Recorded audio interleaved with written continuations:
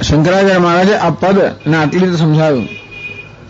આ પદ કેવું છે? પરમાત્મા સર્વનો અવભાષક છે, જેને કોઈ પ્રકાશિત કરી શકતો નથી, જેને જાણ્યા પછી આ સંસાર રહેતો નથી. અને એ પરમાત્મા જે સ્વયં ઉપાધિમાં અહમ ભાવને કારણે જીવ રૂપે વર્તી રહ્યો છે, એ પરમાત્મા, એ પદ. તસ્ય પદસ્ય, આ જે પદ છે, આ આત્મા છે, તો પરમાત્મા છે. એ કેવું છે? સર્વાત્મત્વમ, સર્વ વ્યવહાર આસ્પદત્વમ છે. વાસ્તવમાં એ પદ કે એ પરમાત્મા સર્વાત્મા, સર્વનો આત્મા છે. એક માત્ર મારો આત્મા જ નથી, સર્વનો આત્મા છે. એ જાણવાની જરૂર છે.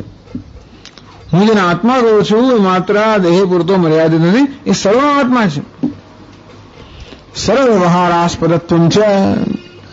અને બધા જ વ્યવહારનો આસ્પદ છે, બધા જ વ્યવહારનું કેન્દ્ર છે, બધા જ વ્યવહારનું અધિષ્ઠાન છે, જેને કારણે બધો વ્યવહાર શક્ય બને છે.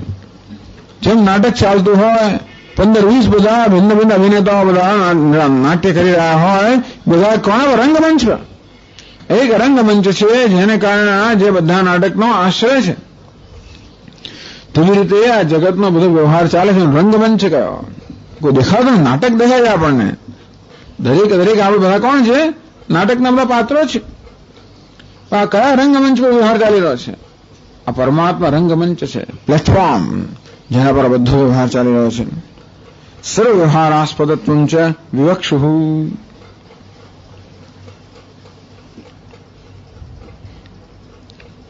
ચતુર્ભિ શ્લોકૈ વિભૂતિ સંક્ષેપમાં ભગવાન. તો હવે પછીના 4 શ્લોકમાં ભગવાન સંક્ષેપમાં પોતાની વિભૂતિ તો કહે છે, પણ એ 4 શ્લોકમાં પોતાની વિભૂતિનું વર્ણન કરવા દ્વારા ભગવાન એમ કહે છે કે હું જ સર્વનો આત્મા છું અને બધા વ્યવહારનો અધિષ્ઠાન પણ હું જ છું.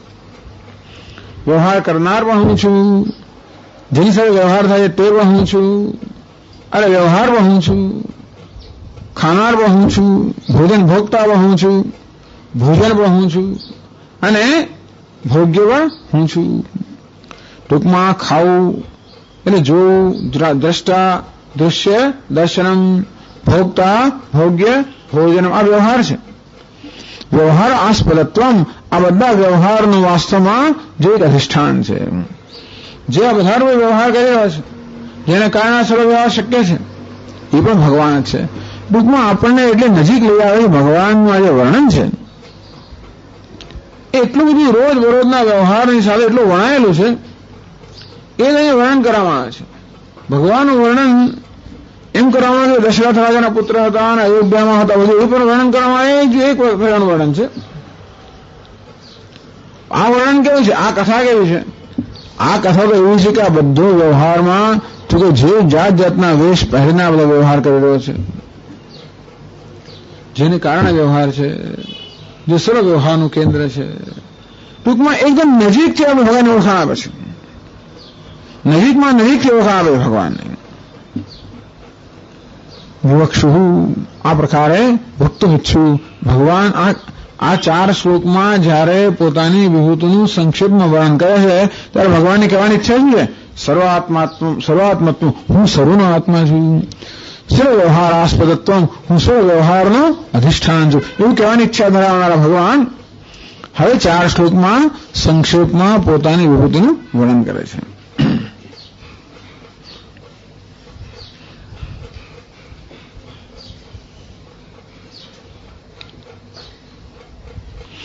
જયારે કહેવામાં આવ્યું કે આ ચૈતન્ય કે પરમાત્મા સૂર્ય, ચંદ્ર, અગ્નિ આ બધાને પ્રકાશિત કરે છે, એનો અર્થ એ થયો કે આ પરમાત્મા ચૈતન્ય સ્વરૂપ છે. વળી કેવો છે? સર્વનો આત્મા છે. વળી કેવો છે? સર્વ વ્યવહારનું અધિષ્ઠાન છે. આ પ્રકારે ભગવાન પોતાની વિભૂતિનું વર્ણન કરે છે. તો 12મા શ્લોકમાં કહે છે, યદાદિત્યગતં તેજઃ જગદ્ભાસયતેऽખિલम् યચ્ચંદ્રમસि યચ્ચાગ્નૌ તત્તેજો વિદ્ધિ મામકम्.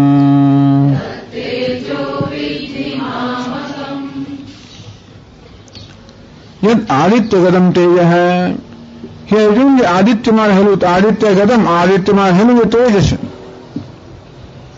જગત ભાસયરે અખિલમ, અખિલમ જગત ભાસયરે, જે સમગ્ર જગતને પ્રકાશિત કરે છે એવું સૂર્યમાં રહેલું જે પેલું તેજ છે. એ ચંદ્રમસી તેજ વળી ચંદ્રમાં રહેલું પેલું તેજ છે. યચ્છ અગ્નૌ, વળી અગ્નિમાં રહેલું તેજ છે. તો કે જયારે સૂર્ય સમગ્ર જગતને પ્રકાશિત કરવો દિવસ દરમિયાન, સૂર્ય આથમી જાય એટલે પછી જગતને ચંદ્ર પ્રકાશિત કરે, ચંદ્ર પણ જયારે આથમી જાય ત્યારે અગ્નિ પ્રકાશિત કરે. એટલે જગત ભાષા અખિલમ, સમગ્ર જગતને પ્રકાશિત કરનાર આ સૂર્યમાં, ચંદ્રમાં, અગ્નિમાં અને બીજા પણ સમજી લેવાના. વીજળીમાં હોય, તારામાં હોય, આગિયામાં ગમે તે જગ્યાએ હોય, બલ્બમાં હોય, ટ્યુબલાઇટમાં હોય કે સોડિયમમાં હોય, ગમે તેમાં હોય. ટૂંકમાં આપણે કહ્યું હવે તો આ ભગવાન જુમાણી થઈ ગયા, તો બધું હવે તો નવી નવી લાઇટો આવી ગઈ છે. સોડિયમ બલ્બ આવી ગયા, મરચુડી આવી ગયું, સોડિયમ જાતનું આવી ગયું બધું. એનું શું, એ બધું જ ગણી લેવાનું. અગ્નિમાં બધું આવી જ જાય, તો વીજળી પણ આવી જાય. આ બધા ટૂંકમાં પ્રકાશકો જે સમગ્ર જગતને પ્રકાશિત કરે છે. તદ તેજ વિદ્યમામકમ, હે અર્જુન, એ મારું તેજ છે. કોઈ દુનિયામાં માણસ ભગવાન સિવાય કોઈ આવી રીતે પોતાની જે શ્લાઘા કરતું હોય, પોતાની બડાઈ હાંકનારમાં કોઈ સંકોચ વગર પોતાની બડાઈ કોણ હાંકી શકે? જેને બડાઈનો અભિમાન નથી હાંકી શકે, બાકી ન હાંકી શકે. આપણે જેવું આનું એક અંશ પણ કહેવાય, લોકો તરત ઠપકાઈને બેસાડી દે. કેમ? ભગવાન નિરભિમાન, સંપૂર્ણ અભિમાનથી રહિત. અરે એ પોતાની વિભૂતિ માનતા છે, એને પોતાને માનતા હોય તો પ્રશ્ન રહે ને. આ તો બધાને પોતાને માનતા હોય. આ રીતે ભગવાન પોતાની આ વિભૂતિનું વર્ણન કરે છે. કહે છે ભાષ્યમાં,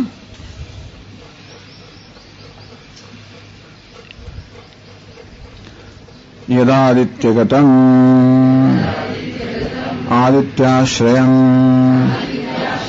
કિમ તત તેજઃ દીપ્તિઃ પ્રકાશઃ જગદ્ભાસયતે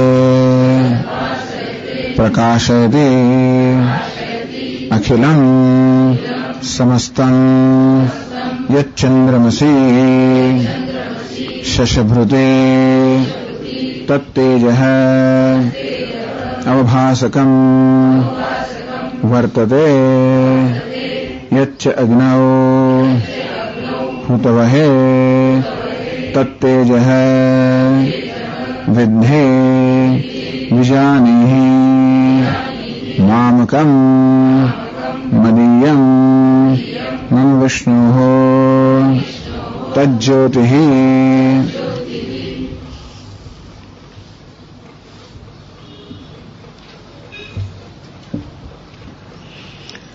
આદિત્યગતમ, આદિત્યાશ્રયમ, આદિત્યને આશ્રય કરીને રહેલું તેજ, એટલે આદિત્યમાં રહેલું તેજ. કિમ તેજ દીપ્તિ પ્રકાશ, આદિત્યમાં રહેલો, આદિત્યને આશ્રય કરીને રહેલો જે તેજ છે, પ્રકાશ છે, દીપ્તિ છે. જગત ભાસયતે અખિલમ, જે સમગ્ર જગતને પ્રકાશિત કરે છે. યત ચંદ્રમસી શશભૃતિ, શશભૃત એટલે ચંદ્ર, શશાંક, શશભૃત, ચંદ્રના કેટલા બધા નામ છે, અનેક પ્રકારના નામ બધા. તો જે ચંદ્રમાં છે એ તેજ પણ અભાસકમ વર્તતે, ટૂંકમાં પદાર્થને પ્રકાશિત કરનાર ચંદ્રમાં જે તેજ રહેલું તે પણ. યચ્ચ અગ્નૌ હુતવઃ, હુતવઃ એટલે જે કે આપણે આહુતિ આપીએ એનું વહન કરીને દેવતા પાસે લઈ જનાર અગ્નિ હુતવઃ. તો અગ્નિમાં રહેલું જે તેજ છે તે તત્તેજ વિદ્ધિ વિજાનીહિ મામકમ, બસ એ તેજ મારું છે.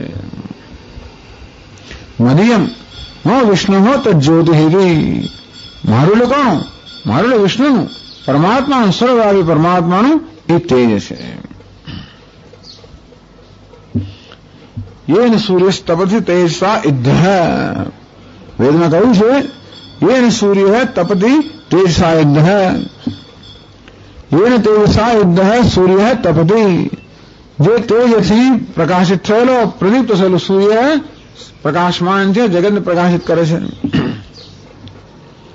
એટલે કહેવાનો ભાવ રહી છે કે આ સૂર્ય, ચંદ્ર, અગ્નિ વગેરે જગતને પ્રકાશિત કરવાની શક્તિ જે પ્રાપ્ત કરે છે એ આ પરમાત્માથી કરે છે. આપણે કહ્યું ને જેમ બલ્બ કે ટ્યુબલાઇટ કે આ બધા હોય એ જેવી રીતે આ હોલને કે બીજા પદાર્થોને પ્રકાશિત કરવાની શક્તિ પ્રાપ્ત કરે છે એ વીજળીમાંથી, તેવી રીતે આ સૂર્ય, ચંદ્ર, અગ્નિ વગેરે આ જે પ્રકાશકો છે એ જગતના પદાર્થોને પ્રકાશિત કરવાની જે શક્તિ પ્રાપ્ત કરે છે એ પરમાત્માની શક્તિ છે. એ તો બલ્બ સમાન છે. તમારું તેજ છે, તેજ પણ એટલે શું છે, જેમ આ પ્રકાશ છે ને એ વીજળી એટલે વીજળી રૂપાંતર છે. તો બલ્બના સંયોગમાં આવવાથી વીજળી આ પ્રકાશના રૂપમાં રૂપાંતર પામે અને આ પદાર્થોને પ્રકાશિત કરે. તો સૂર્ય, ચંદ્ર, અગ્નિ વગેરે પદાર્થોના સંયોગ અને કારણે ચૈતન્ય આ પ્રકારના તેજ રૂપે રૂપાંતર પામે અને જગતને પ્રકાશિત કરે.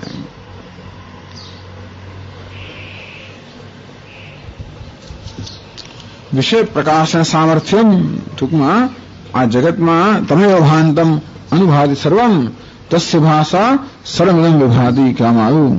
તમેવ ભાંતમ અનુભાતિ સર્વમ, એ પરમાત્મા ભાસી રહ્યો છે આ સમગ્ર જગત એને કારણે ભાસી રહ્યું છે. તસ્ય ભાષા સર્વમિદં વિભાતિ, એના પ્રકાશથી આ સર્વ ભાસી રહ્યું છે. આ બંને સ્તરે લાગુ પડે. તો આધિદૈવિક સ્તરે સૂર્ય, ચંદ્ર, અગ્નિ વગેરે હોય. આધ્યાત્મિક સ્તરે પણ આપણે આગળ વાત કરી ગયા. સૂર્ય એ આપણી ચક્ષુ ઇન્દ્રિયનો અધિષ્ઠાન દેવતા છે, ચંદ્ર આપણા મનના અધિષ્ઠાન દેવતા છે, અગ્નિ આપણી વાયુનો અધિષ્ઠાન દેવતા છે. તો સૂર્ય એ ચક્ષુના અધિષ્ઠાન દેવતા છે. એટલે ચક્ષુ સૂર્ય એટલે જે સમષ્ટિ સ્તર પર સૂર્ય છે એ વ્યષ્ટિ સ્તર પર આપણે ચક્ષુ છે. એ ચક્ષુર બધી જ્ઞાનેન્દ્રિયો સમજી લેવાની. પછી સમષ્ટિ સ્તર પર જે અગ્નિ છે આ વ્યષ્ટિ સ્તર પર આપણું વાણી છે એટલે બધી કર્મેન્દ્રિયો સમજી લેવાની. સમષ્ટિ સ્તર પર જે ચંદ્ર છે ત્યાં આપણું અત્યારે અહીં વ્યષ્ટિ સ્તર પર મન છે એટલે આપણું અંતઃકરણ છે. ટૂંકમાં આપણી કર્મેન્દ્રિયો, આપણી જ્ઞાનેન્દ્રિયો, કર્મેન્દ્રિય, અંતઃકરણ આ બધા પોતપોતાના વિષયોને પ્રકાશિત કરે છે ને. હવે 5 જ્ઞાનેન્દ્રિયો છે, શબ્દ, સ્પર્શ વગેરે વિષયોને પ્રકાશિત કરે. કર્મેન્દ્રિયો પણ હાથ જે છે ને ગ્રહણ કરે, પગ છે ગમન કરે, હાથ આદાન કરે, પગ ગ્રહણ કરે, પાય વિસર્જન કરે, વાણી તો કે શબ્દોનું ઉચ્ચારણ કરે. આમ બધી ઇન્દ્રિયો જે આ કર્મ કરે છે એ બધી ઇન્દ્રિયોને પણ આ કર્મ કરવાની શક્તિ કોણ પ્રદાન કરે છે? એ પરમાત્મા. આપણે જ્ઞાનેન્દ્રિયો પોતાના વિષયને પ્રકાશિત કરે છે, એ વિષયને પ્રકાશિત કરવાની શક્તિ પ્રદાન કરે છે એ જ પરમાત્મા. મન વિચારી શકે છે. એ જ કહ્યું એ ચક્ષુંષિ પશ્યતિ, જેને ચક્ષુ જોઈ શકે નહીં પણ જેને કારણે ચક્ષુ જોવામાં આવે છે. જેને વાણી પ્રકાશિત ના કરી શકે પણ જેને કારણે વાણી પ્રકાશિત છે. જેનું મનન ના કરી શકે જેને કારણે મન મનન કરતું હોય છે. એમ કે ભગવાન બે રીતે કહે છે કે હું આ સર્વનો પ્રકાશક છું, મારે કારણે સર્વ પ્રકાશમાન છે. અથવા અમે એવું પણ કહી શકાય કે હે અર્જુન, આ સૂર્યના રૂપમાં, ચંદ્રના રૂપમાં, અગ્નિના રૂપમાં હું જ પ્રકાશી રહ્યો છું. એ પહેલું અર્થઘટન આ સરળ છે કે સૂર્ય, ચંદ્ર, અગ્નિ મારી વિભૂતિ, અર્થાત સૂર્ય, ચંદ્ર, અગ્નિના રૂપમાં હું જ પ્રકાશી રહ્યો છું. હું જે સમગ્ર જગતને પ્રકાશિત કરી રહ્યો છું. અને એને બીજું પણ એક સમજ આપે છે, આગળ કહે છે શંકરાચાર્યજી, અથવા યદાદિત્યગતમ તેજ ચૈતન્યાત્મકમ જ્યોતિઃ યચ્ચંદ્રમસી યચ્ચ અગ્નૌ તત્તેજો વિદ્ધિ મામકમ મદીયમ મમ વિષ્ણોઃ તજ્જ્યોતિઃ.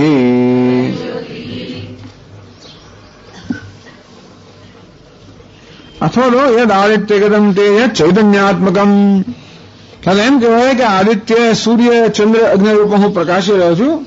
અથવા હે અર્જુન, આ સૂર્યમાં, ચંદ્રમાં, અગ્નિમાં જે પ્રકાશ છે વાસ્તવમાં મારા ચૈતન્યનો પ્રકાશ છે. હું ચૈતન્ય પરમાત્મા સૂર્ય, ચંદ્ર, અગ્નિમાં પ્રકાશ રૂપે પ્રકાશી રહ્યો છું.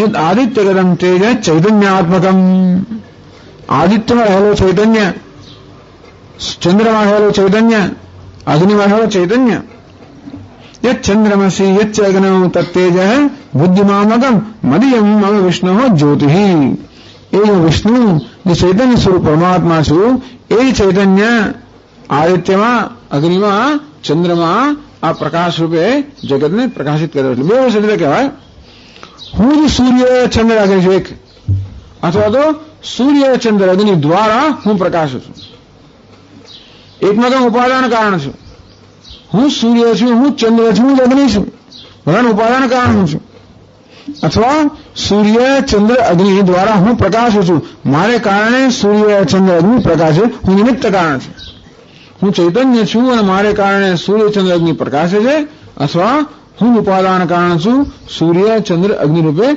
પ્રકાશી રહ્યો છું એટલે ભગવાનની આપણે ઉપાસના તો બેર થઈ શકે સૂર્યને જ ભગવાન પૂજી શકે સૂર્ય જ ભગવાન છે એમ કહેતો ખોટું નથી કારણ કે ભગવાન કે હું સૂર્ય રૂપે પ્રકાશી રહ્યો છું અથવા સૂર્યને આપણે પ્રતીક બનાવીને ભગવાનની ઉપાસના કરીએ ત્યારે સૂર્ય ભગવાનનું પ્રતીક હોય અને એ દ્વારા સૂર્યનો પ્રકાશાત્મક છે પરમાત્મા ચૈતન્ય સ્વરૂપ છે અને એ સૂર્ય પ્રતીકથી આપણે ભગવાનની ઉપાસના બંને થઈ શકે એકમાં આપણે ઉપાદાન કારણ બીજું નિમિત્ત કારણ આ પ્રકારે ભગવાન પોતાની વિભૂતિના 4 શ્લોકમાં વર્ણન કરે છે ચાલો આવતા ક્લાસમાં આગળ ચર્ચા કરશું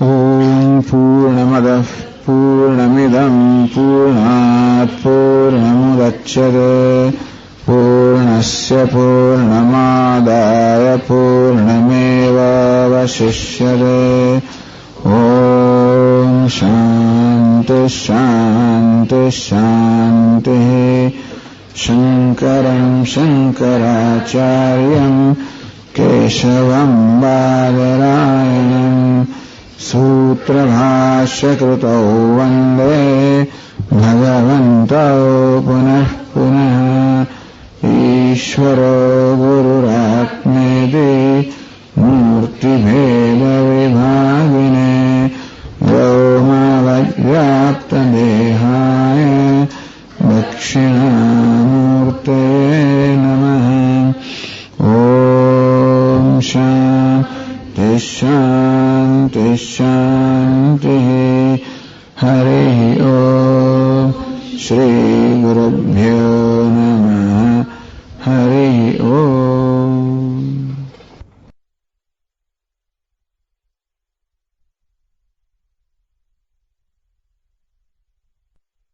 ॐ नारायणः परो व्यक्तात्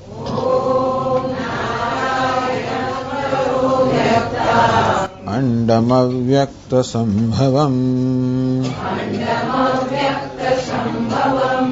अण्डस्यान्तस्त्विमे लोकाः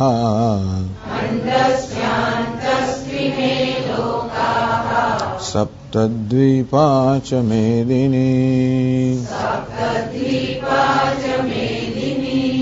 यदादित्यगतं तेजः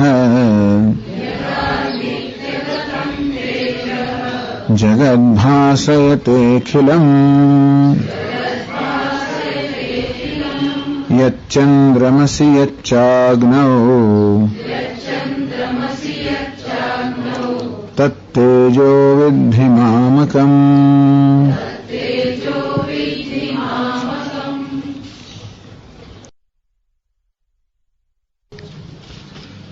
तस्य पदस्य सर्वात्मत्वं सर्वव्यवहारास्पदत्वं च विवक्षुः आ पद अर्थात परमात्मा જે સર્વ અભાષક છે જેને પ્રાપ્ત કર્યા પછી મુમુક્ષો ફરી આ સંસારમાં પાછા ફરતા નથી એ સ્વયં અજ્ઞાનને કારણે જાણે કે અનેક અંશ રૂપમાં વહેંચાઈ ગયા હોય એ સ્વયં અજ્ઞાનને કારણે આ ઉપાધિના ધર્મનું અનુસરણ કરતો અર્થાત ઉપાધિમાં તાદાત્મ્ય ધરાવતો જે પરમાત્મા અવિદ્યાને કારણે જાણે કે અંશ ન બની ગયો હોય અનેક મન વહેંચાઈ ગયો હોય એમ અનેક જીવો રૂપે જે વ્યવહાર કરી રહ્યો છે જે વાસ્તવમાં એક છે અદ્વિતીય છે ચૈતન્ય છે સર્વનો પ્રકાશક છે જેને પ્રાપ્ત કરીને અર્થાત જેને જાણીને જીવનમાં કોઈ શોક કે દુઃખ રહેતું નથી એ પરમાત્મા જેનું આ જીવ રૂપે વર્ણન કરવામાં આવ્યું, તસ્ય પદસ્ય સર્વાત્મત્વમ, એ પદ અર્થાત પરમાત્મા સર્વનો આત્મા છે. સર્વ વ્યવહારાસ્પદત્વમ, અને સર્વ વ્યવહારનું એકમાત્ર અધિષ્ઠાન છે. તો જેને કારણે જીવનનો સર્વ વ્યવહાર શક્ય છે અને જે સ્વયં સર્વનો આત્મા છે. એનો અર્થ એ થયો કે આપણા સર્વનો આત્મા કોણ છે? પરમાત્મા. અને જે વ્યવહાર ચાલી રહ્યો છે કોને કારણે? એને જ કારણે. વ્યવહારને જોવાનું, સાંભળવાનું, ખાવાનું, જે કંઈ વ્યવહાર આપણે કરતા હોઈએ, કે જગતમાં પણ જે કોઈ વ્યવહાર થતો હોય, આમાં આધ્યાત્મિક અર્થાત વ્યક્તિગત સ્તર પર જે વ્યવહાર થતો હોય તે, અને સમષ્ટિ સ્તર પર જે વ્યવહાર થતો હોય, એટલે પવન વહાતો હોય, નદીઓ વહેતી હોય, સૂર્ય ઉદય થતો હોય, અગ્નિ બળતો હોય, આ બધું જે થઈ રહ્યું હોય, આ બધા વ્યવહારનું જે કારણ છે, જે અધિષ્ઠાન છે, આશ્રય છે, જેને કારણે આ સર્વ વ્યવહાર છે, એવો જ એ પરમાત્મા છે.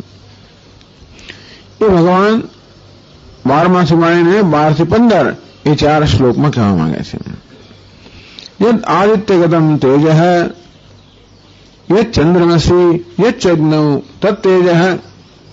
હે અર્જુન, સૂર્યમાં જે રહેલું તેજ છે, અને વળી એ ચંદ્રમાં અને અગ્નિમાં પણ રહેલું તેજ એક જ તેજ. જે સૂર્યમાં પણ રહેલું છે, ચંદ્રમાં રહેલું છે, અગ્નિમાં રહેલું છે. અખિલમ જગત અવભાસતે, અને જે સમગ્ર જગતને પ્રકાશિત કરનાર છે, તત્તેજ મામકમ વિદ્ધિ, એ તેજ મારું છે, એ તું જાણ. આમાં ભાષ્યમાં સમજાયું. યદ આદિત્યગતમ આદિત્યાશ્રયમ કિમ તત્ તેજ દીપ્તિ પ્રકાશ. તો આદિત્યમાં રહેલું શું? તો કે તેજ, એને દીપ્તિ કહેવાય, પ્રકાશ કહેવાય. પ્રકાશ શું કરે છે? જગત ભાસયતે અખિલમ ભાસયતે પ્રકાશયતે, જે સમગ્ર જગતને પ્રકાશિત કરે છે દિવસ દરમિયાન.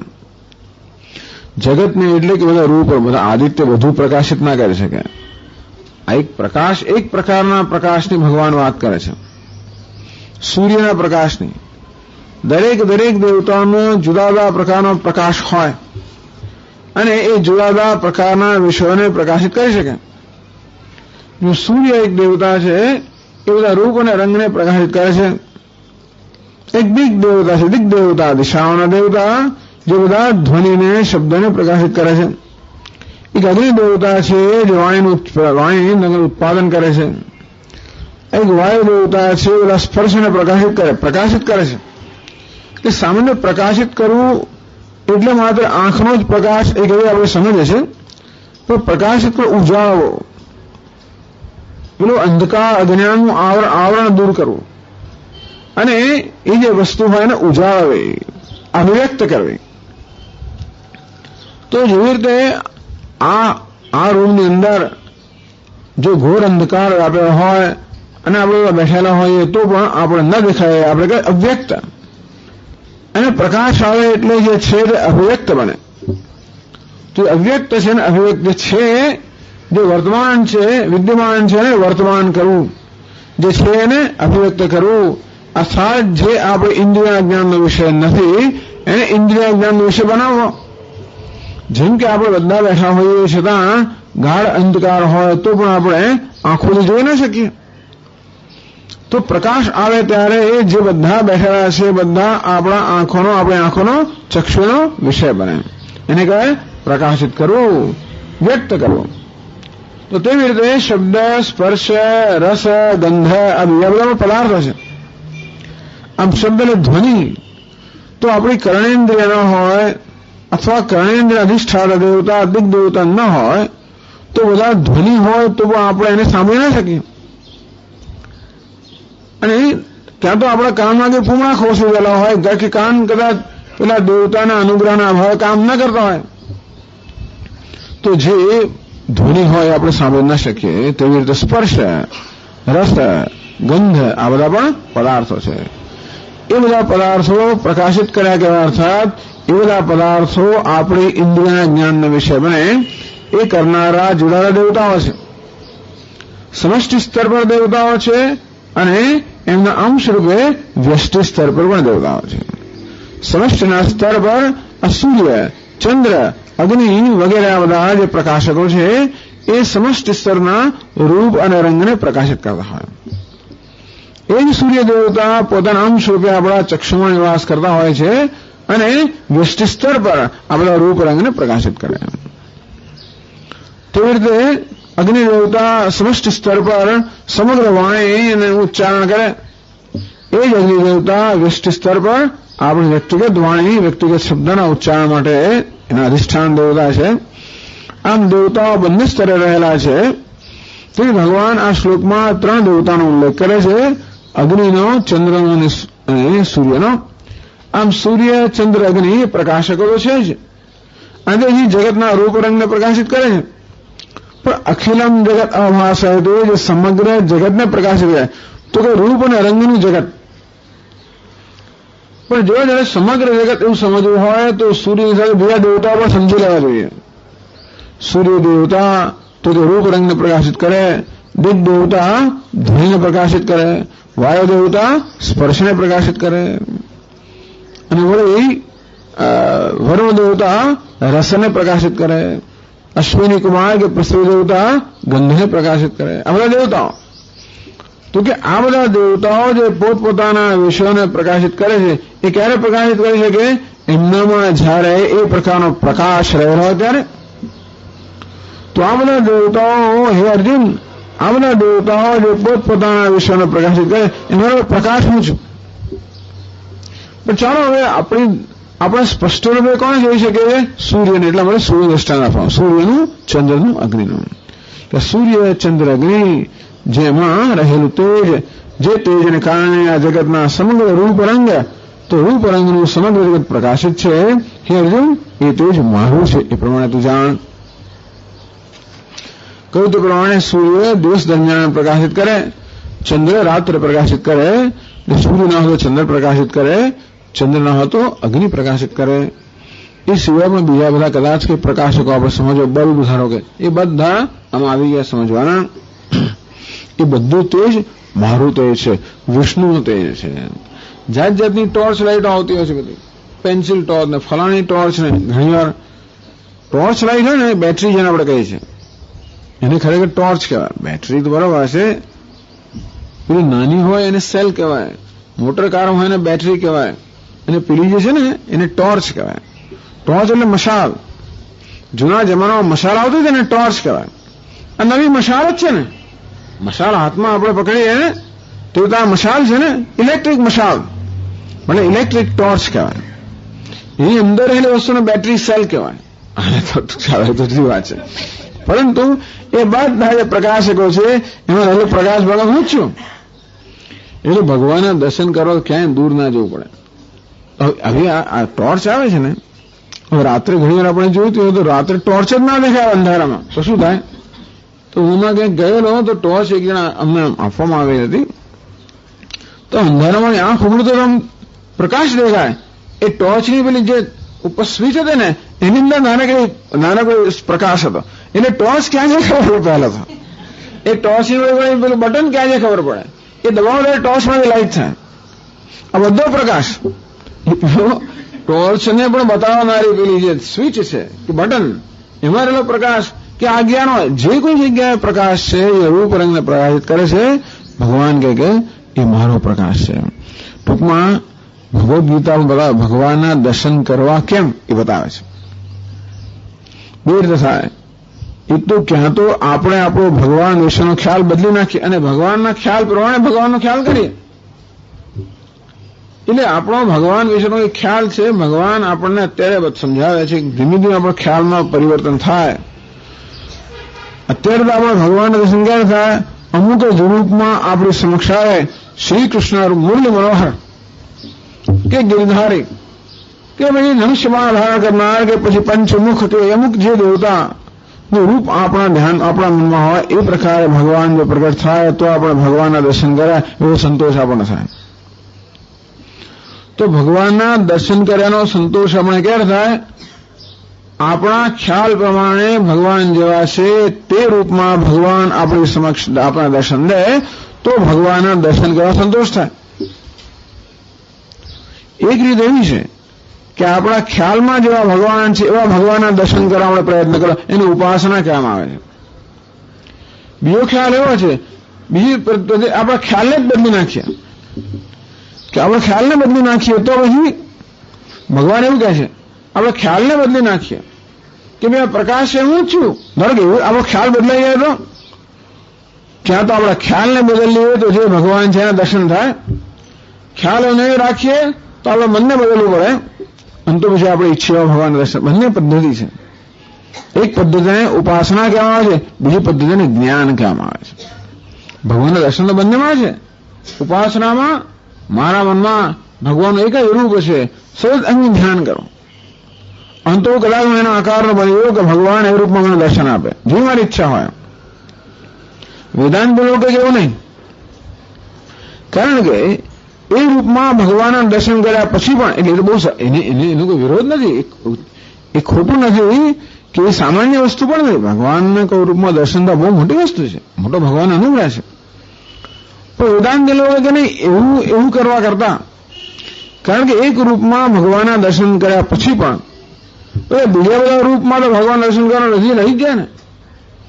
એ જયારે ભગવાનના દર્શન કરવા હોય ત્યારે ભગવાન એ રૂપમાં જ મારી સમક્ષ આવવું પડે, મારે એ રીતે બોલાવવા પડે તો જ દર્શન થાય. અથવા તો ભગવાન વિષ્ણુ મારો ખ્યાલ બદલાઈ જાય કે જે કોઈ રૂપ છે એ ભગવાનનું રૂપ છે,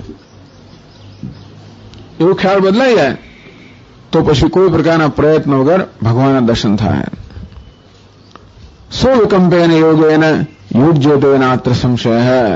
ભગવાન કહે છે કે આ પ્રકારે હું જેવો છું તેવો મને જાણે છે, એ મારી સાથે આ વિકંપ યોગથી આ વિચલ યોગથી જોડાઈ જાય છે, અર્થાત પછી ક્યારેય મારાથી વિખોડો ના પડે. તો મીરાબાઈને એમ થાય ખરું કે ભગવાન આવ્યા ને ગયા. મીરાબાઈ કોઈ સામાન્ય વ્યક્તિ નથી, મહાન.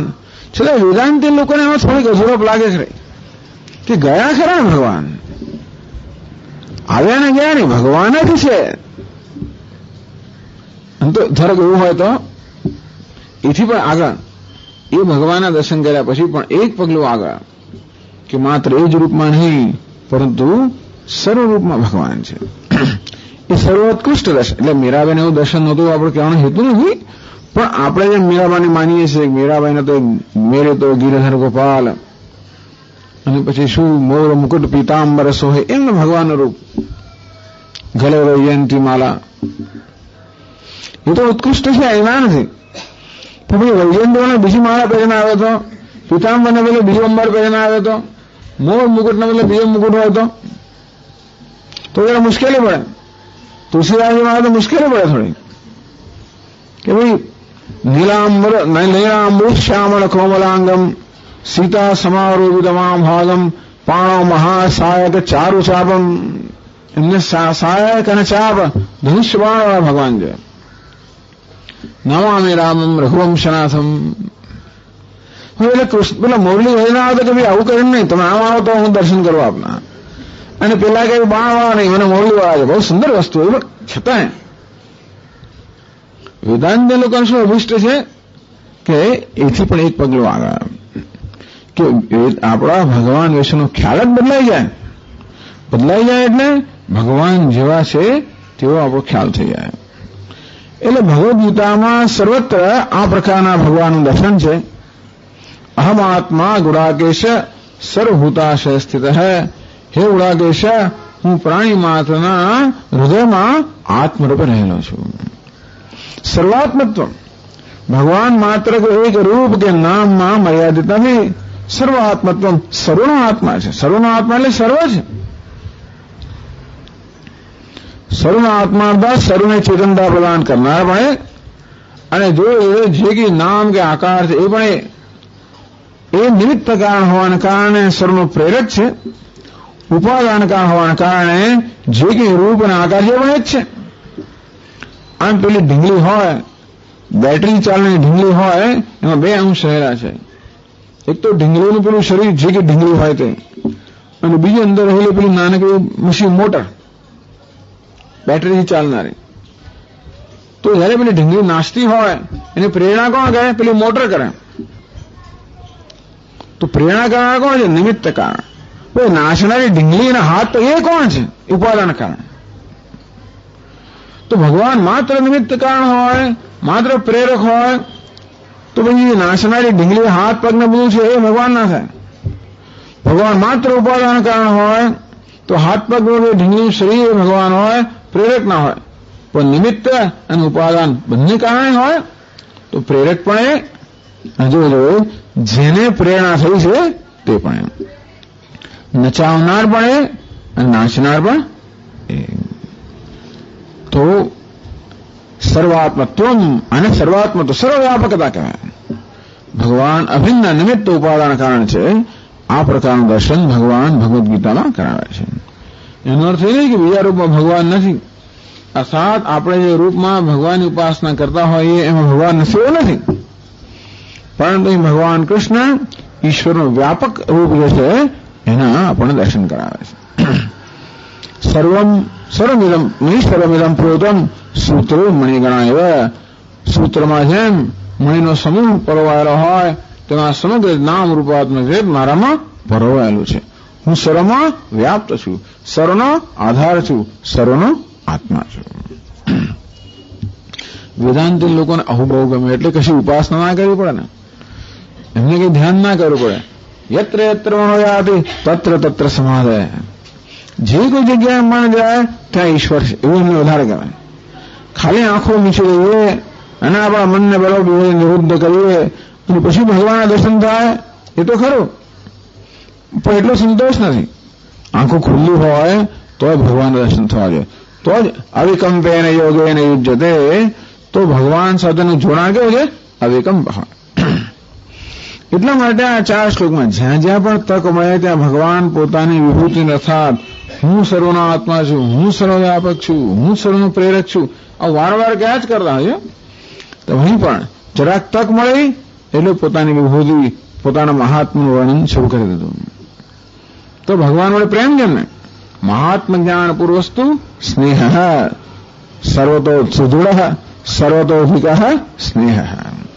ભગવાનના મહાત્મ્યનું, ભગવાનની મહત્તાનું જયારે જેમ જેમ જ્ઞાન થાય તેમ તેમ સ્નેહ જેમને જે હોય સ્નેહ દ્રઢ બને અને બીજા બધા કરતા અધિક બને. પછી ધીમે ધીમે બીજે બધે સ્નેહ તો છે પણ બધા કરતા ભગવાન મળે સ્નેહ અધિક બને. મા માટે મને બહુ સ્નેહ હોય. કેમ કે મા મારો મને પ્રેમ કરે છે, મારો સ્વીકાર કરે છે. પણ જયારે મને એવી સમજ પડે કે માનો આ જે પ્રેમ છે, એની જે ઉદારતા છે, એની કરુણા છે, બધું પણ કોને કારણે છે? તો મા માટે હોય, પિતા માટે હોય, પુત્ર માટે, બધા માટે મને સ્નેહ, કારણ કે એમનામાં કંઈક ગુણ છે, એમનું કોઈ મહાત્મ્ય છે, એમનું કોઈ મહત્તા છે, મારે મને પ્રેમ છે. જયારે મને ખબર પડે કે એમની મહત્તા પણ કોને કારણે છે, એમને પણ ગુણો પ્રદાન કરનાર કોણ છે, અથવા કોણ એમના રૂપમાં આવીને આ બધું કરી રહ્યું છે, તો ભાઈ એના માટે સ્નેહ તો વધી જ જાય ને. સુદૃઢ સર્વતોધિક. અને સ્નેહ દ્રઢ ક્યારે થાય? જયારે મને જ્ઞાન થાય કે જે કાંઈ છે એ ભગવાનનો અનુગ્રહ છે. દ્રઢતા ત્યારે થાય. આપણો સ્નેહ જે છે ને એ ઘણીવાર આપણે હલી જતો હોય છે. પ્રેમ બહુ હોય પછી અમુક પ્રકારનું વર્તન થાય, અમુક પ્રતિકૂળતા આવે તો આપણે પ્રેમમાં શ્રદ્ધામાં ડગી જતી હોય છે. ભગવાન માટે થાય ને તો દુનિયામાં લોકો માટે થાય જ હવે.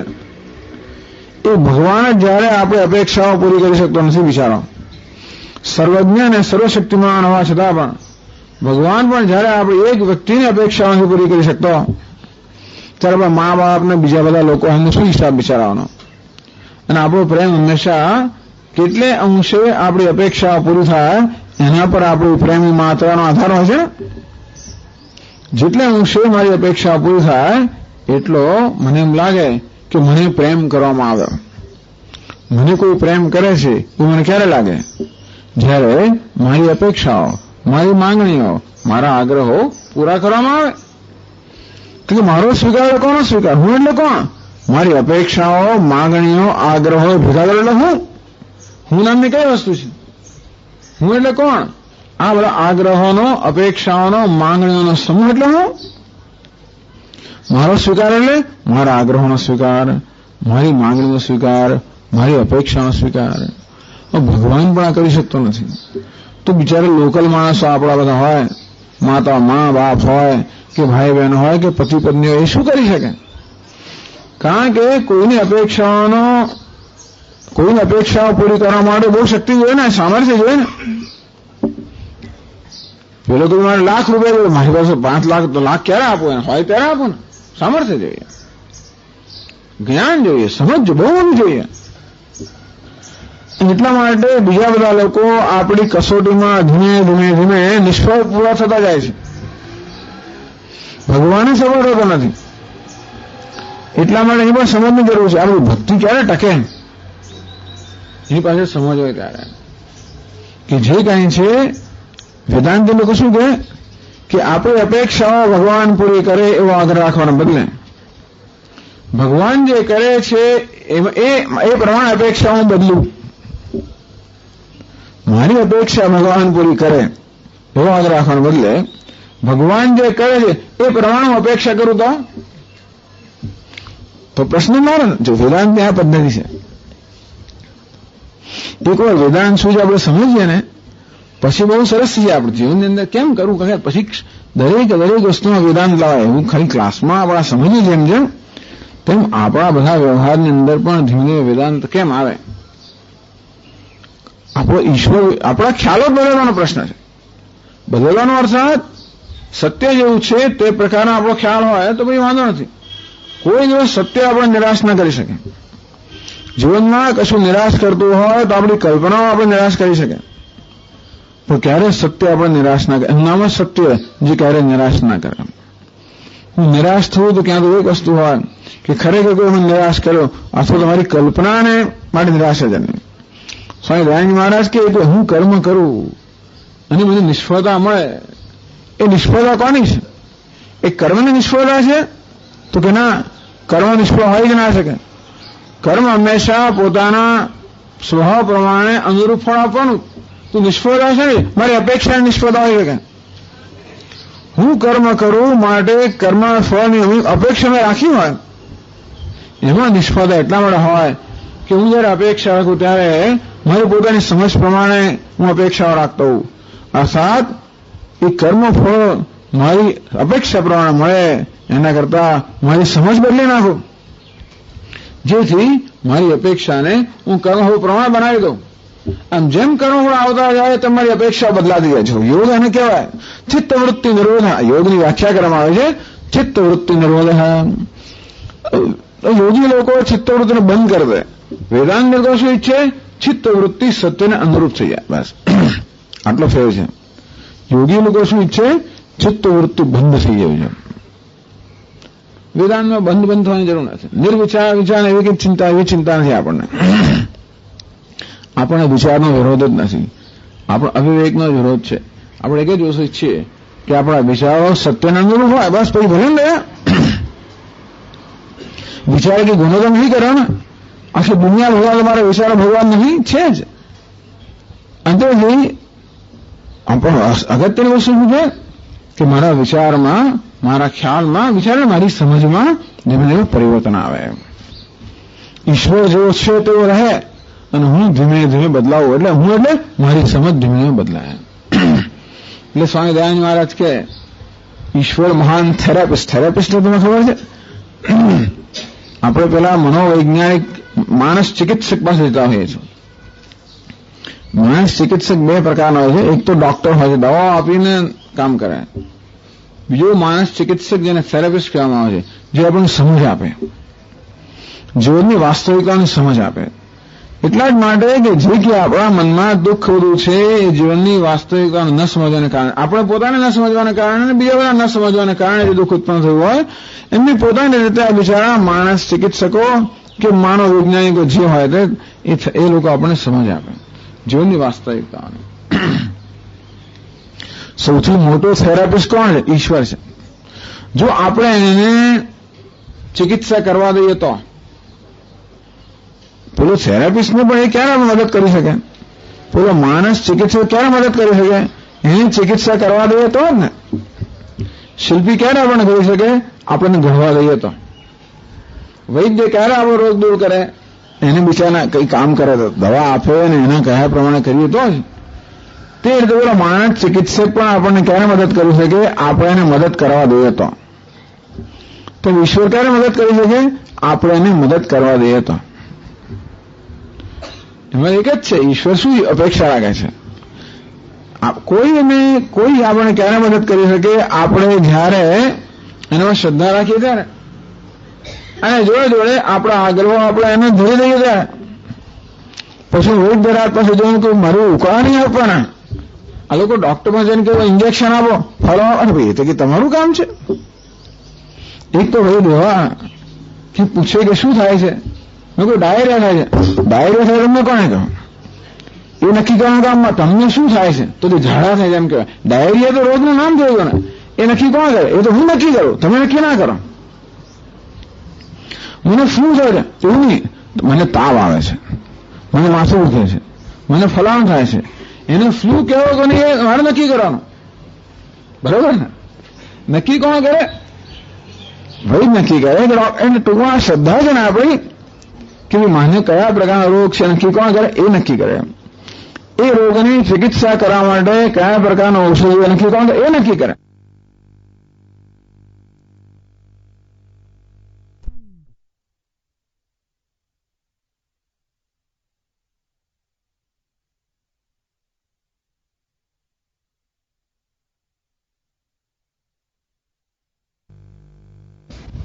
પણ એટલે પેલા વૈદ્યરાજ ક્યારે આપણે મદદ કરી શકે? જયારે આપણે એનામાં શ્રદ્ધા હોય. શ્રદ્ધા અર્થાત શંકાનો લાભ આપણે ના આપીએ. એટલે કે એના જ્ઞાનમાં આપણે વિશ્વાસ મૂકીએ કે ભાઈ મારા કરતા એ વધારે જાણે છે, મારા કરતા મારા શરીરને વધારે જાણે છે, અને મને શેની જરૂર છે એનું પણ મારા કરતા એને વધારે જ્ઞાન છે. એ પ્રકારનો સ્વીકારનું નામ શ્રદ્ધા. તો પછી કદાચ મને ઉકાળો ના પીવો હોય અને છતાં ઉકાળો આપે તો હું પીવું, ભલે કમાને પીવું ખરો, કડવું દવા જે આપે ખરું, અને પછી 75 વસ્તુ છોડાવેલી પાસે. એ જુદી વાત છે. રીંગણ નહીં ખાવાના, કોળો નહીં ખાવાનો, ફળ એક કોઈ ખાવાનું રોજ નહીં હોય, દૂધ નહીં પીવાનું. હવે શું કરવાનું? બસ જે બાકી રહ્યું તો ખાવાનું. એવું આપણે ક્યારે કરી શકીએ? એનામાં શ્રદ્ધા હોય ત્યારે. ચિકિત્સક જે છે એવી અપેક્ષા રાખે કે આપણને એનામાં શ્રદ્ધા હોવી જોઈએ. ભગવાન ચિકિત્સક છે. વૈદ્ય સદાયોગ વૈદ્ય. ભગવાનને શું લાગે? વૈદ્ય. એ મોટો વૈદ્ય છે, ચિકિત્સક છે. પણ ક્યારે ચિકિત્સા કરી શકે? આપણે એનામાં વિશ્વાસ રાખીએ ત્યારે. બસ એટલું જ ભગવાન કહે છે કે વિશ્વાસ રાખવો અર્થાત તારા બધા ધર્મો મને બધા ધર્મ સર્વધર્માન પરિત્યજ્ય, બધા ધર્મનો છોડીને મારી પાસે આવ. ટૂંકમાં જેટલા આગ્રહો તારા છે અને જેટલી અપેક્ષાઓ છે અને જેટલા કે રાગ દ્વેષ છે બધું મને આપી દે, બધું છોડીને મારી પાસે આવ. ઈશ્વરના શ્રદ્ધામાં. એટલે ટૂંકમાં એનો અર્થ શું કરવાનો? સ્વામીએ રાગ દ્વેષ છોડવા એટલે શું? આગ્રહ છોડવા એટલે શું? ટૂંકમાં મારી સમજમાં પરિવર્તન કરવું. આપણામાં જે આગ્રહો છે, જે રાગ દ્વેષ છે એ અત્યારે આપણી વર્તમાન સમજમાંથી જન્મેલા છે. આપણામાં જે આગ્રહો છે, અપેક્ષાઓ છે, રાગ દ્વેષ એનું કારણ છે. શું કારણ છે? એ પ્રકારની આપણી જીવન વિશે સમજ છે. મારા વિશેની અમુક સમજ મારામાં છે, જગત વિશેની અમુક સમજ મારામાં છે, ઈશ્વર વિશેની અમુક સમજ છે. એ સમજમાંથી મારા આગ્રહો અપેક્ષાઓ જન્મેલા છે. એ સમજ બદલાય તો ધીમે ધીમે મારા આગ્રહો અપેક્ષા બધું બદલાવાનું જ છે. અને તેથી એ સમજને બદલવાની તૈયારી ઊંધી કરે બદલી નાખીએ. એ સમજને બદલવાની તૈયારી રાખવી. એટલે ભગવાન આપણને એ રીતે પોતાનું દર્શન ભગવદ્ ગીતામાં કરાવે છે કે જેથી ધીમે ધીમે ભગવાન વિશેની આપણી જે વર્તમાન સમજ છે એમાં પરિવર્તન આવતા આવતા આપણી સમજ પણ ભગવાન જે પ્રકારે કહે છે એ પ્રકારની સમજમાં પરિવર્તિત થાય. તો મત્તઃ પરતરમ નાન્યત કિંચિદસ્ય ધનંજય. હે ધનંજય, આ જગતમાં મારા સિવાય કાંઈ જ નથી. જે કાંઈ છે તો હું જ છું. એ વાસુદેવ સર્વમ. આ સર્વ વાસુદેવ છે એ આપણું દર્શન બને. એની માટે બીજું કંઈ નથી કરવાનું. અત્યારે આપણે ભગવાનનું દર્શન છે જ આપણી સમજ પ્રમાણે. સ્વામી મને ભગવાન દર્શન થયા નથી, એ દર્શન જ છે. મને ભગવાનના દર્શન થયા નથી, એ પણ દર્શન જ છે. એવો સમજ છે. એમાં પરિવર્તન કરતા કરતા ભગવાન જે રીતે ગીતામાં વર્ણવે છે એ પ્રકારની આપણી સમજમાં એ પ્રકારનું પરિવર્તન થાય તો ભગવાન કહે છે એ પ્રમાણે દર્શન થાય. અને એ વાસુદેવ સર્વમ એ આ ગીતાનું દર્શન છે. એને ધ્યાનમાં રાખીને ભગવાન પોતાની વિભૂતિનું વર્ણન જ્યાં પણ તક મળે ત્યાં વર્ણન કરતા હોય તો ભગવાન મહાન ચિકિત્સક બને. કારણ કે જેમ જેમ એ કહેશે તે પ્રમાણે મારી સમજમાં ફેરફાર કરવા તૈયાર થયું તો અત્યારની સમજમાંથી જન્મેલા રાગ દ્વેષ કે અહંકાર કે આગ્રહ જે હોય ધીમે ધીમે જતા જાય. નામ ચિકિત્સા. એટલે સ્વામી મહારાજ કહે God is the greatest therapist. મોટા મોટો ચિકિત્સક કોણ છે? ભગવાન. પણ ક્યારે આપણે ચિકિત્સા કરી શકીએ? આપણે એને ચિકિત્સા કરવાની તક આપીએ ત્યારે. જેમ વૈદ્ય ક્યારે ચિકિત્સા કરી શકે? આપણે એને ચિકિત્સા કરવાની તક આપીએ ત્યારે. પછી તો સાંભળું જાત જાત જેવું વૈદ્ય પાસે બધા વૈદ્ય એટલે ઘણા વૈદ્યો જરા મુશ્કેલ હોય છે, એમની સાથે વ્યવહાર કરવો મુશ્કેલ હોય છે.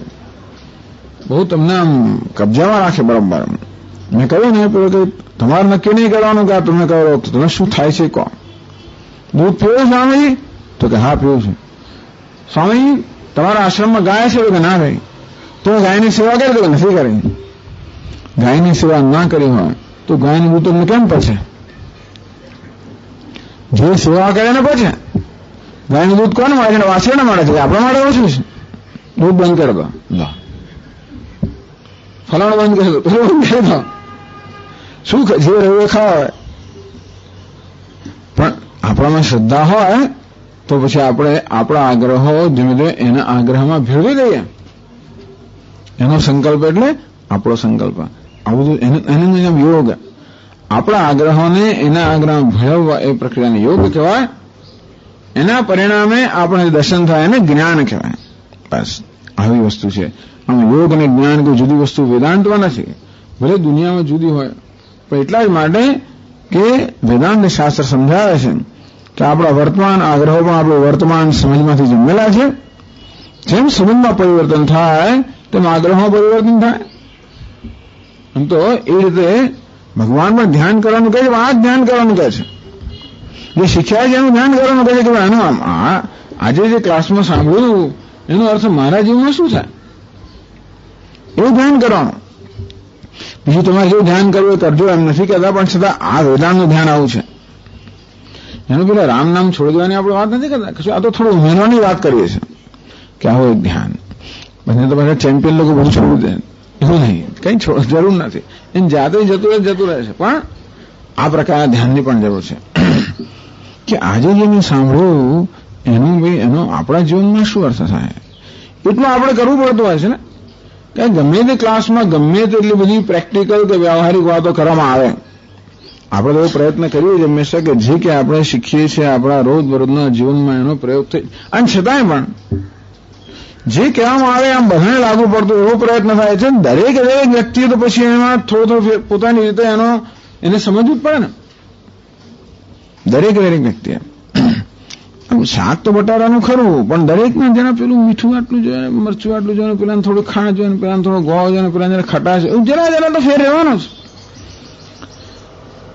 એટલે આપણને પેલા શું કહેવાય કઈ પાક શાક પેલી ચોપડીઓ આવે છે ને બધી રેસીપીની, બધી વાનગીઓ બનાવવાની, એમાં શું કે મીઠું જોઈતું નાખી રહો. પહેલા તો આપણને તો સમજ જ ના પડે. આપણે જે ચોપડી ખોલી આપણે કરી લઉં છું તો આપણે જોઈ જાય શું કે મીઠું જરૂર પૂરતું નાખો એટલે શું. તો એનું કહેવાનો હેતુ એ છે કે દરેકની જરૂર જુદી હોવાને કારણે એમ કે આટલું જ મીઠું નાખવું તો કોઈને ઘણી જરૂર પૂરી ના થાય.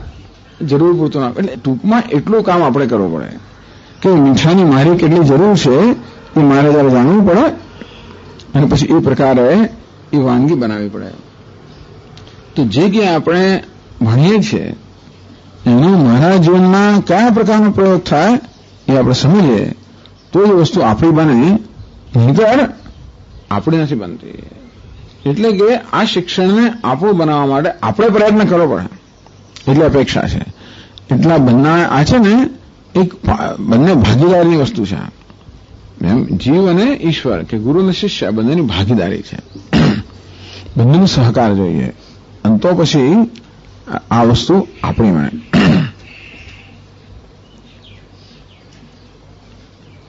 એટલે સર્વાત્મત્વમ સર્વ વ્યવહારાસ્પદત્વમ, ઈશ્વર સર્વનો આત્મા છે અને સર્વ વ્યવહાર એને કારણે છે. એ ભગવાન આ 4 શ્લોકમાં બતાવે છે. એ વિભૂતિ છે. હું સર્વનો આત્મા છું, મારી વિભૂતિ છે. સર્વ વ્યવહાર મારે કારણે છે ને વિભૂતિ છે. વિભૂતિ હંમેશા સવિશેષ કે સગુણ રૂપમાં જ હોય. નિર્ગુણની વિભૂતિ જ હોય. પણ વિભૂતિ એટલે જેના આપણે દર્શન કરી શકીએ, જેનો આપણે અનુભવ કરી શકીએ, આપણે ઇન્દ્રિયોથી, મનથી જેનો અનુભવ કરી શકીએ એમના વિભૂતિ. તો આપણે ઇન્દ્રિયોથી ને મનથી જેનો અનુભવ કરીએ પણ ઈશ્વર જ છે. કેવો ઈશ્વર છે? સવિશેષ કે સોપાધિકા કે સગુણ. અને એ બધા અનુભવ પર છે એ પણ ઈશ્વર છે. એને આપણે કે નિરુપાધિકા, નિરપેક્ષ ઈશ્વર. તો સોપાધિકમાંથી નિરુપાધિકા.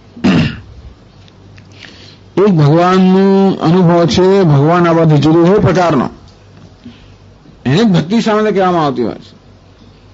અને બીજો ભગવાનનો એક અનુભવ કે જ્ઞાન છે, આત્મરૂપે એને જ્ઞાન કહેવામાં આવતો હોય છે. આમ ભક્તિને જ્ઞાનનો કોઈ વિરોધ નથી. લોકો જુદું, પણ ભક્તિ એટલે જ્યાં જીવ ને ભક્ત અને ભગવાન વચ્ચે દ્વૈત હોય એ પ્રકારના સાધનાને ભક્તિ કહેવામાં આવે. હવે બે હોય ત્યારે સંબંધ જોઈએ ને ભાઈ, સંબંધ જોઈએ. બે વચ્ચે તો સંબંધ જોઈએ. સંબંધ ત્યારે જયારે પ્રેમ જોઈએ, આપોઆપ જ જયારે આપણે સગુણ કે સોપાધિક ભગવાનની સાથે ભગવાન કરતા હોઈએ સાધના, ત્યારે એમાં પછી સંબંધ આવવાનો, પ્રેમ આવવાનો ભક્તિ કહેવામાં આવે છે. પણ એ છેલ્લી કક્ષા કઈ? એ સંબંધની પણ છેલ્લી કક્ષા કઈ? એ સંબંધ એવો થઈ જાય જેમાં કોઈ પ્રકારનું ભેદ જ રહે નહીં, અને તો પછી ત્યાં કોઈ વ્યવહાર પણ ના રહે, એને જ્ઞાન કહેવામાં આવે છે. એટલે આ બધા વચ્ચે વિરોધ, તમે અમને ભક્તિ ગમે ને પેલું ના ગમે એવું કશું આવતું જ નથી. કોઈ જુદી વસ્તુ નથી આવતી. કારણ કે મેં કહ્યું ને, પણ સમજ પરથી જ આપણે બધો પ્રેમ બધું સમજમાંથી આવે, સમજમાંથી પ્રેમ આવે, પ્રેમમાંથી સમજ આવે, આવી રીતે થતું હોય છે. એટલે આપણા જીવનમાં આપણા વિભાગો ન પાડવા.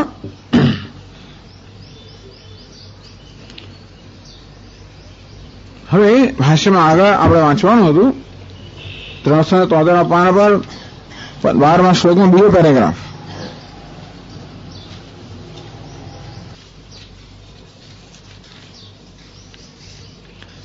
બ્રહ્મણઃ સર્વજ્ઞત્વેન ચિદ્રૂપત્વમ અત્ર વિવક્ષિતમ. પહેલા ભગવાને એમ કહ્યું કે સૂર્યમાં, ચંદ્રમાં, અગ્નિમાં જે તેજ છે એ મારું તેજ છે. જે ભૌતિક તેજ છે એ મારું જ તેજ છે. પણ જોડે હવે આગળ શંકરાચાર્ય કહેવા માંગે છે કે ભગવાન જેને એમ કહે છે કે સૂર્ય, ચંદ્ર, અગ્નિમાં જે તેજ છે મારું તેજ છે, એમ કહીને ભગવાન કહેવા માંગે કે હું ચૈતન્ય સ્વરૂપ છું, હું જ્ઞાન સ્વરૂપ છું, ચૈતન્ય સ્વરૂપ છું. એ જ મારું ચૈતન્ય આ ભિન્ન ભિન્ન તેજમાં રૂપાંતર થાય છે. એટલે જ્યારે દૃષ્ટાંત આપેલું કે આ બલ્બમાં અને ટ્યુબલાઇટમાં અને આવી બધી જગ્યા સોડિયમ લાઇટમાં જે બધું તેજ છે, ભગવાન કે વીજળી કે મારું જ તેજ છે. અથવા એમ કહી શકાય કે હું વીજળી છું જે આ તેજના રૂપમાં પરિણમું છું. તો એક વાર ભગવાન કહે છે કે તને સૂર્યનો પ્રકાશ દેખાય ને એ પ્રકાશમાં મારું દર્શન કર. બીજા આગળ કહે છે કે પ્રકાશ કોની અભિવ્યક્તિ છે? હું જે ચૈતન્ય છું, જ્ઞાન સ્વરૂપ છું, એની અભિવ્યક્તિ આ જ્યોતા પ્રકાશમાં થાય છે. એટલે પ્રકાશના રૂપમાં પણ હું છું અને જેને કારણે પ્રકાશ છે તે પણ હું છું. એ બીજો પક્ષ કહે છે અથવા એથી અથવા યદાદિત્યગતમ તેજઃ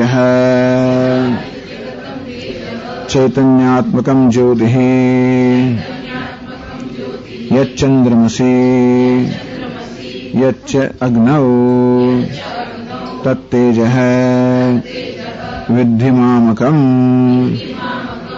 મદીયમ મમ વિષ્ણોઃ તજ્જ્યોતિઃ. આ તેજ છે ને, યદાદિદ્યકતમ તેજ, આ તેજ શબ્દ છે ને, તેજસ, એના ભગવાન બે જુદા અર્થ કરે છે. શંકરાચાર્ય બે જુદા અર્થ કરે, ભગવાન બે રીતે કહેવા માંગે છે. એક તેજ અવભાસકમ, આ જગતના રૂપ રંગને પ્રકાશિત કરનાર એક તેજ છે. બીજો શબ્દ તેજનો અર્થ કર્યો, તેજ ચૈતન્યાત્મકમ. આ તેજને પણ ખરેખર પ્રકાશિત કોણ કરે છે? જો આમ જોવા જઈએ આપણે તો સૂર્ય, ચંદ્ર, અગ્નિ વગેરે તો આ રૂપ રંગને પ્રકાશિત કરે. પણ સૂર્ય ચંદ્ર બધાનું તેજ હશે, તેજમાં કોણ પ્રકાશિત કરે છે? આપણી આંખો. જો આંખો ન હોય તો પછી આ સૂર્ય ચંદ્ર વગેરેમાં આપણે ના જોઈ શકીએ. સૂર્ય ચંદ્રમાં ક્યારે પોતાનું કાર્ય કરી શકે? પ્રકાશિત કરવાનું જ્યારે આપણે ચક્ષુ હોય. ચક્ષુ એટલે આપણા આંખો, એમ કહી શકાય કે આપણી આંખો કે ચક્ષુ છે એ સૂર્યને પ્રકાશિત કરે છે. ચક્ષુને કોણ પ્રકાશિત કરે છે? આપણું મન. મનને કોણ પ્રકાશિત કરે છે? આત્મા કે ચૈતન્ય. અંતિમ તેજ ખરેખર તેજ કયો? એ તેજનું પણ તેજ કયો? ટોર્ચની પણ ટોર્ચ કોણ? તો કે પેલી બેટરી સેલ. તેમ તેજનું પણ કયું તેજ છે? તો કે ચૈતન્ય. ચક્ષુ છે હે ચક્ષુ. મેં કેનો પરિષદમાં ચક્ષુમાં ચક્ષુ કહેવામાં આવ્યો. તો એક વાર ભગવાને ચક્ષુ હું છું, ચક્ષુમાં રહેલું તેજ હું છું. અને બીજા અર્થઘટનમાં શું કહ્યું?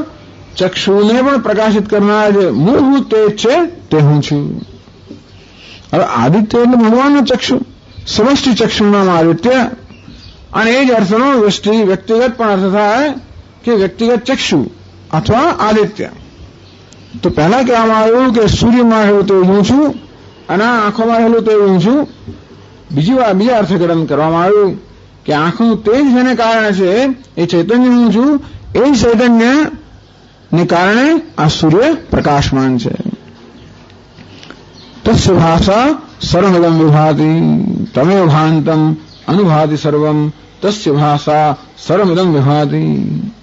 એ પરમાત્મા પ્રકાશ છે. એને કારણે પ્રકાશ છે. એના પ્રકાશમાં આ સમગ્ર જગત પ્રકાશ છે. એ પરમાત્મા પ્રકાશ છે, મળે સૂર્ય પ્રકાશિત છે. येन सूर्य तपसी तेजसा तपति तेजसा युद्ध है.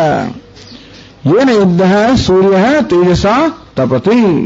જેનાથી પ્રજ્વલિત થયેલો આ સૂર્ય જગતને પ્રકાશિત કરે છે.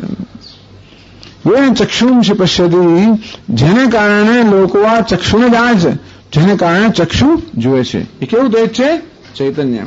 તેજ શબ્દના બે અર્થ કરવામાં આવ્યા. આ ભૌતિક તેજ, ભગવાન કે મારું તેજ છે, મારું લોકોનું, હું તો ચૈતન્ય છું. એ હું તેજ સ્વરૂપ કે ચૈતન્ય સ્વરૂપ હું છું. અને એ જ આ જુદા જુદા પ્રકારના ભૌતિક તેજના રૂપમાં પરિણત થતું હોય. જ્યાં મૂળભૂત વીજળી એ તેજ છે, એ જ આ બલ્બમાં અને ટ્યુબલાઇટ બધાની અંદર અભ્યક્ત થતું હોય. બંને રીતે ભગવાનને જોઈ શકાય. તો તે તેજમાં ભગવાનના દર્શન થાય. અથવા એથી આગળ વધીને આ તેજ જેને કારણે છે એ ચૈતન્ય એ ભગવાનનું નિરુપાધિક સ્વરૂપ. આ તેજ છે ભગવાનનું સોપાધિક સ્વરૂપ, જે આપણે આંખોથી જોઈ શકીએ. પેલું ચૈતન્ય છે આંખોથી ન દેખાય, એ ભગવાનનું નિરુપાધિક સ્વરૂપ અથવા તો આત્મા. ચૈતન્ય કોણ છે? ચૈતન્ય આત્મા. અથવા યદ આદિત્યગલમ તેજ હૈ ચૈતન્યાત્મકમ. આદિત્યમાં રહેલું ચૈતન્ય સ્વરૂપ જે તેજ છે. જ્યોતિ યદ ચંદ્રમસી. ચંદ્રમાં રહેલું પણ ચૈતન્ય સ્વરૂપ. યદ ચૈતન્યવ. અગ્નિમાં રહેલું પણ ચૈતન્ય, જે અગ્નિના પ્રકાશ રૂપે. ચંદ્રમાં રહેલો ચૈતન્ય, જે ચંદ્રના પ્રકાશ રૂપે. સૂર્યમાં રહેલો ચૈતન્ય, જે સૂર્યના પ્રકાશ રૂપે. તત્તેજ વિદ્યમામકમ. એ ચૈતન્યાત્મક તેજ મારું છે. ત્યાં મારું ના કહો, હું જ છું એમ કેવું છે. ત્યાં મારું એ મારા ઔપચારિક ગણવું જોઈએ. મદિયમ ન વિષ્ણુ હો તજ્જ્યોતિ. હું જે વિષ્ણુ છું એ વિષ્ણુનો તેજ છે. વિષ્ણુ હું તેજ છું, એ જ ચૈતન્ય છું. એકમાં મારું એ મુખ્ય અર્થમાં લેવાય.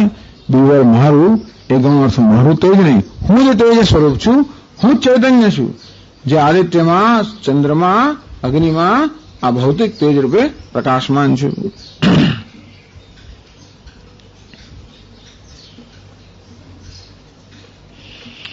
चैतन्य ज्योतिष सर्वत्र अविशेषाद आदित्यगत विशेषण अयुक्तम. भगवान आप तो अस्थि भाति प्रिय છો, પેલું ચૈતન્ય ભાતિ આ તો બધે છે ને. એમ કેમ કહો છો કે સૂર્યમાં, ચંદ્રમાં અને અગ્નિમાં રહેલો ચૈતન્ય હું છું, તો આ લાકડામાં રહેલો આ ચૈતન્ય કોણ છે? આપ નથી? તો બીજા બધા જે પદાર્થો છે આ તો ભગવાને કઈ સારી સારી વસ્તુની વાત કરી. આ જગતના રૂપ રંગને પ્રકાશિત કરનારા તેજની વાત કરી. પણ ભીત છે એમાં આપ છો કે નહીં ચૈતન્ય? આ ટેબલમાં આપ ખરા કે નહીં? તો ભીતમાં પણ આપ હો ને ટેબલમાં પણ આપ ને પથ્થરમાં પણ આપ હો, તો એમ કેમ કહો છો ભગવાન કે હું સૂર્ય અને ચંદ્ર અગ્નિમાં રહેલો છું? એવું કેમ કહો છો? ટૂંકમાં બધી જગ્યાએ ચૈતન્ય રૂપે આપ જો રહેલા હોય તો અમુક સ્થળોમાં હું આ ચૈતન્ય રૂપે રહેલો છું એવું આપ કેમ કહો છો? એવો પ્રશ્ન કરે છે. કહે છે નનો સ્થાવરેષુ જંગમેષુ ચ તત્સમાનમ ચૈતન્યાત્મકમ જ્યોતિઃ તત્ર કથમિદં વિશેષણમ યદાદિત્યગતમ ઇત્યાદિ.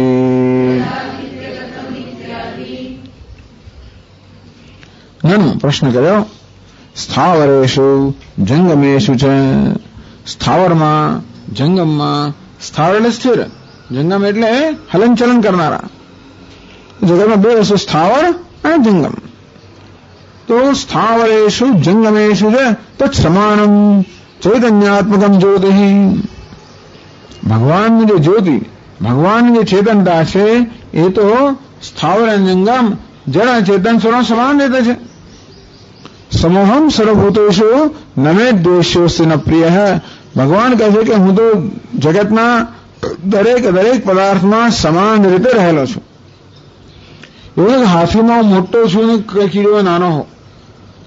હાથી તો મોટો છે ને એટલે વધારે ચેતનતા જોઈએ, અને કીડીમાં રહેલો ચેતન નાનો એવું નથી. સમાન હવે અણુમાં રહેલો ચેતનમાં એટલો જ. અણુમાં રહેલો અણુ અણિયાન મહત મહિયાન. અણુમાં પણ એટલે પૂર્ણતા રહેલો છું. મહાન મહાન પૂર્ણ રીતે રહેલો છું. અંદરથી ભગવાનની જે ટેવ એટલે ભગવાનનું ચૈતન્ય જે છે એ કેવું છે? પૂર્ણ રૂપે રહેલું. તમે વીજળી ધારો કે નાનો પેલો બલ્બ 0 વોટનો બલ્બ આપણે કહીએ ને, 0 નામની વસ્તુ તો હોય જ નથી. 0 કરીને 15 વોટ તો અંદર આવી જ જતા હોય. આપણે 0 વોટ આપણે કરીએ એટલે કશું બળે નહીં, બળતું જ હોય.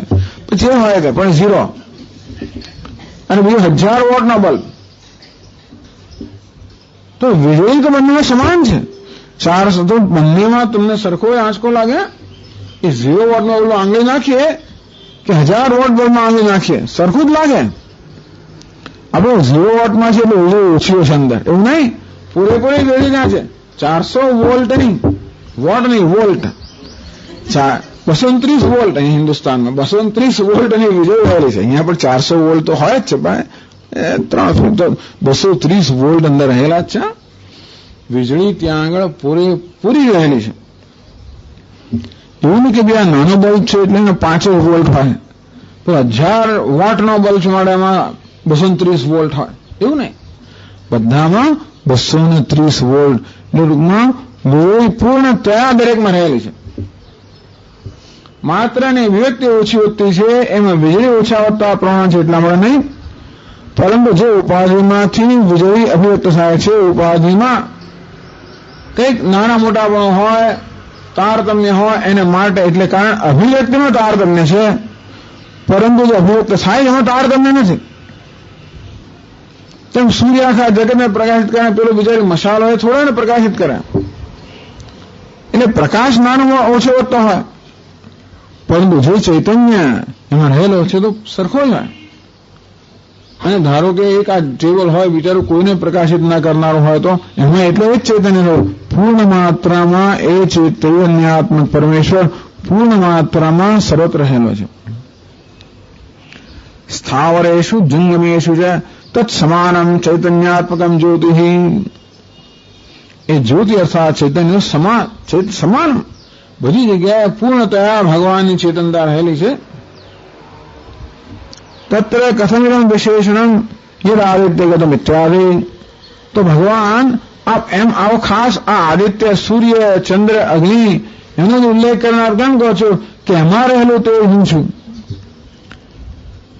કે બોલ આગેમાં રોલ દઈ આપ નથી, અને દિવાલમાં તેજ નામે પણ આપતા નથી.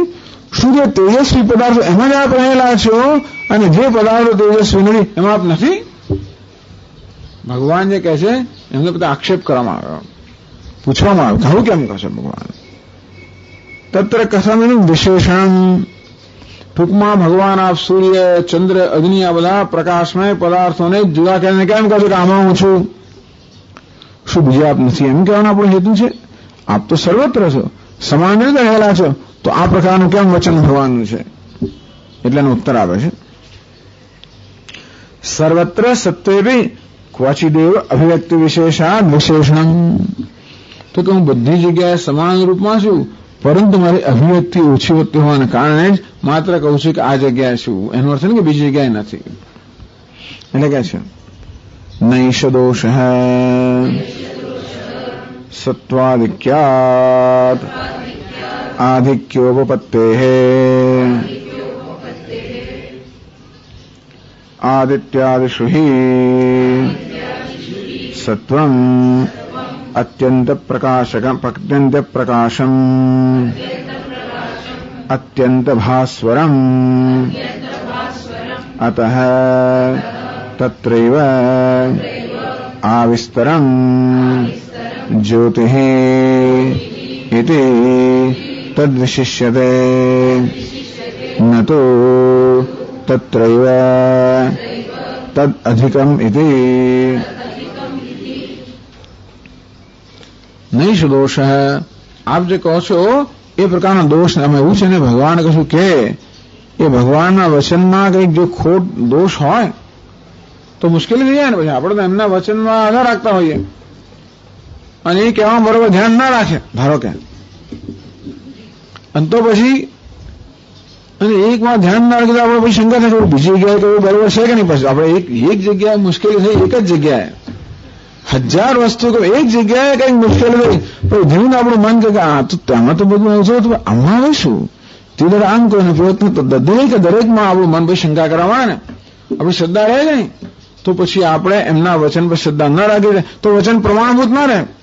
એને જ પ્રમાણ કહેવાય પૂર્વ શ્રદ્ધા મૂકીએ. એટલે ભગવાન આજે કહ્યું કે આ સૂર્યમાં, ચંદ્રમાં, અગ્નિમાં રહેલું ચૈતન્ય હું છું, ત્યારે પછી ભગવાન જે કહે છે એ ખોટું છે કે ભગવાનનું કહેવાનું કોઈ બીજું તાત્પર્ય છે? નહીં સદોષ. શંકરાચાર્ય મહારાજ કહે છે કે ભગવાન કહે છે એમાં કઈ દોષ નથી, કશું ખોટું નથી, બરોબર છે. તો પછી આવું કેમ કહે છે? સત્વાધિક્યાદ આધિક્ય ઉપપત્તેઃ. પરંતુ ભગવાન ચૈતન્યાત્મક પરમાત્મા સર્વત્ર સમાન ભાવે ઉપસ્થિત હોવા છતાં પણ ઉપાધિમાં સત્વના તારતમ્યને કારણે ભગવાનની તેજસ્વીતાની અભિવ્યક્તિ જુદી થાય.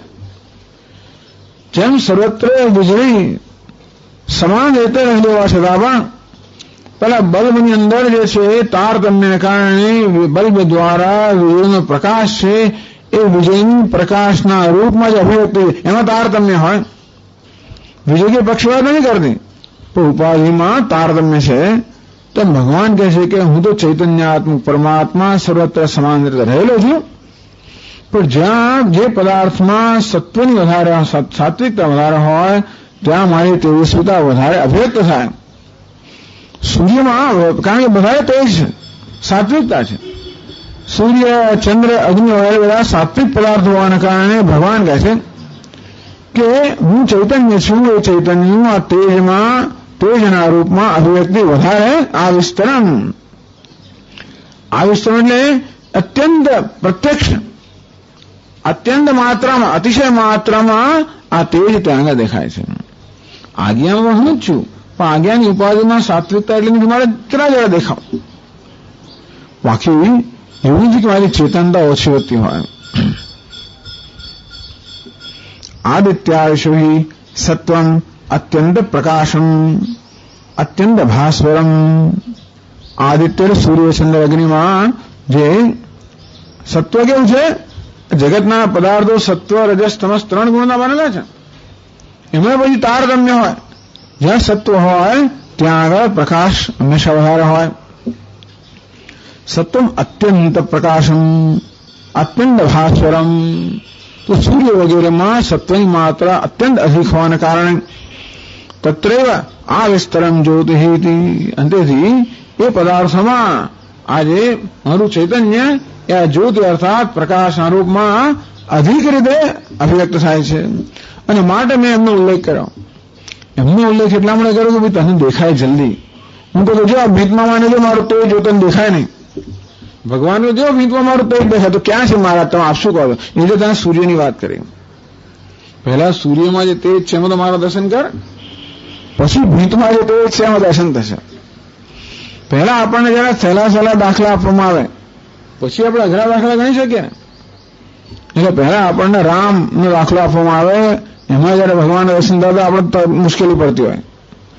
રામ માટે જ કેટલી બધી મુશ્કેલી હોય છે આપણને. આવું કેમ કર્યું, પેલું કેમ બોલ્યા, આમ કેમ ના કરતો, પછી રાવણ તો પ્રશ્ન જ ક્યાં રહ્યો? એ પહેલા જ કહ્યું કે રાવણમાં મારું વિરુદ્ધ હતું, આપણે ભગવાન માટે કઈ બીજી લાગણી જન્મે.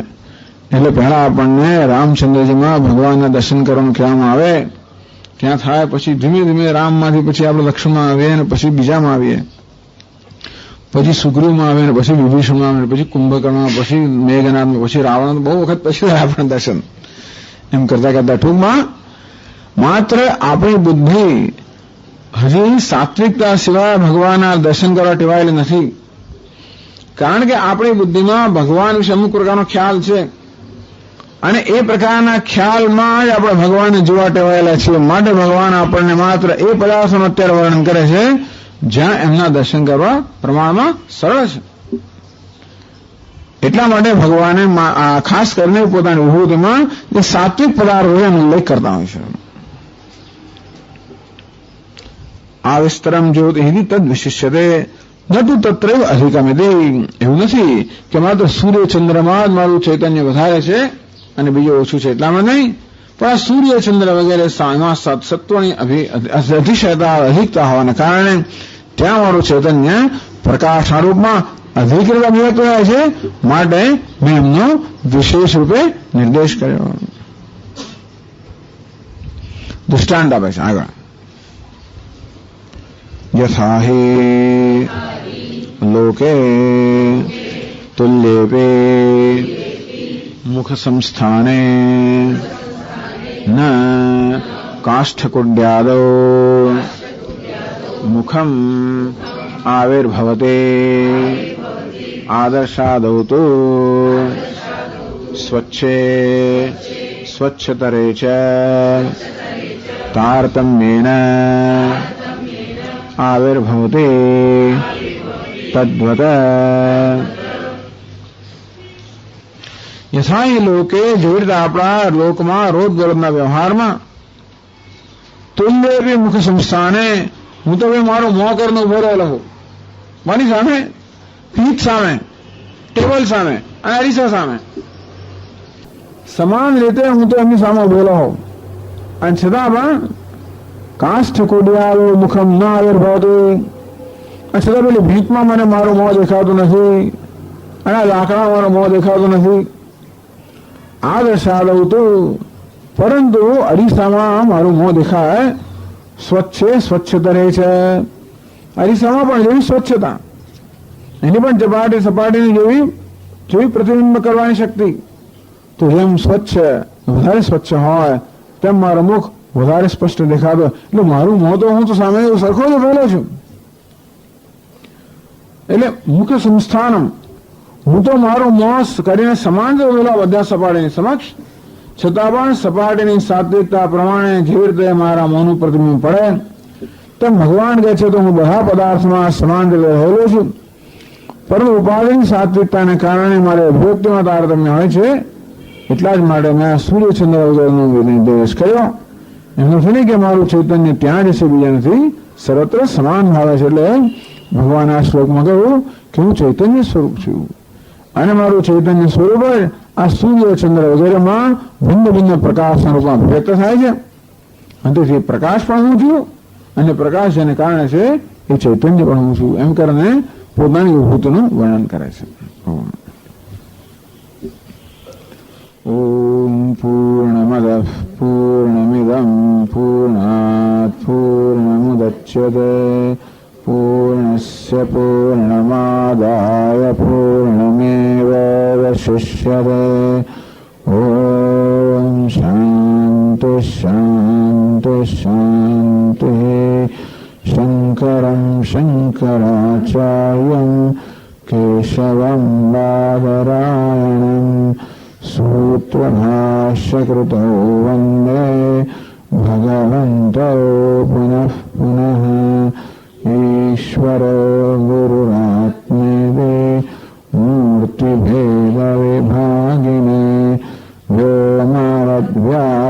देहाय दक्षिणामूर्तये नमः।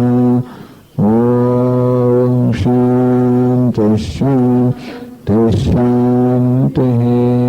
हरिः ॐ। श्री गुरुभ्यो नमः। हरिः ॐ।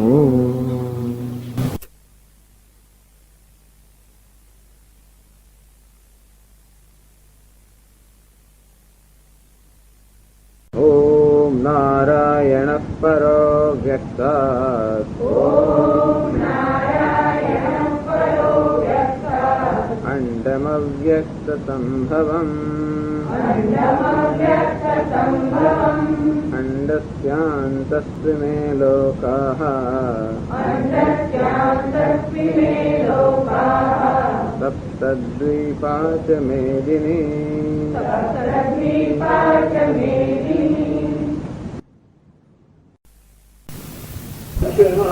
बड़ी भाषा बोलना विभूषण आरोपण करेंगे।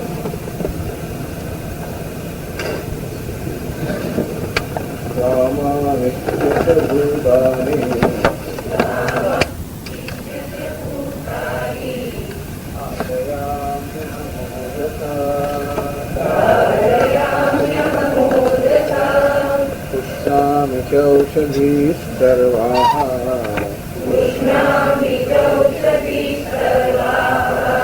सोमो भूत्वा रसात्मकः।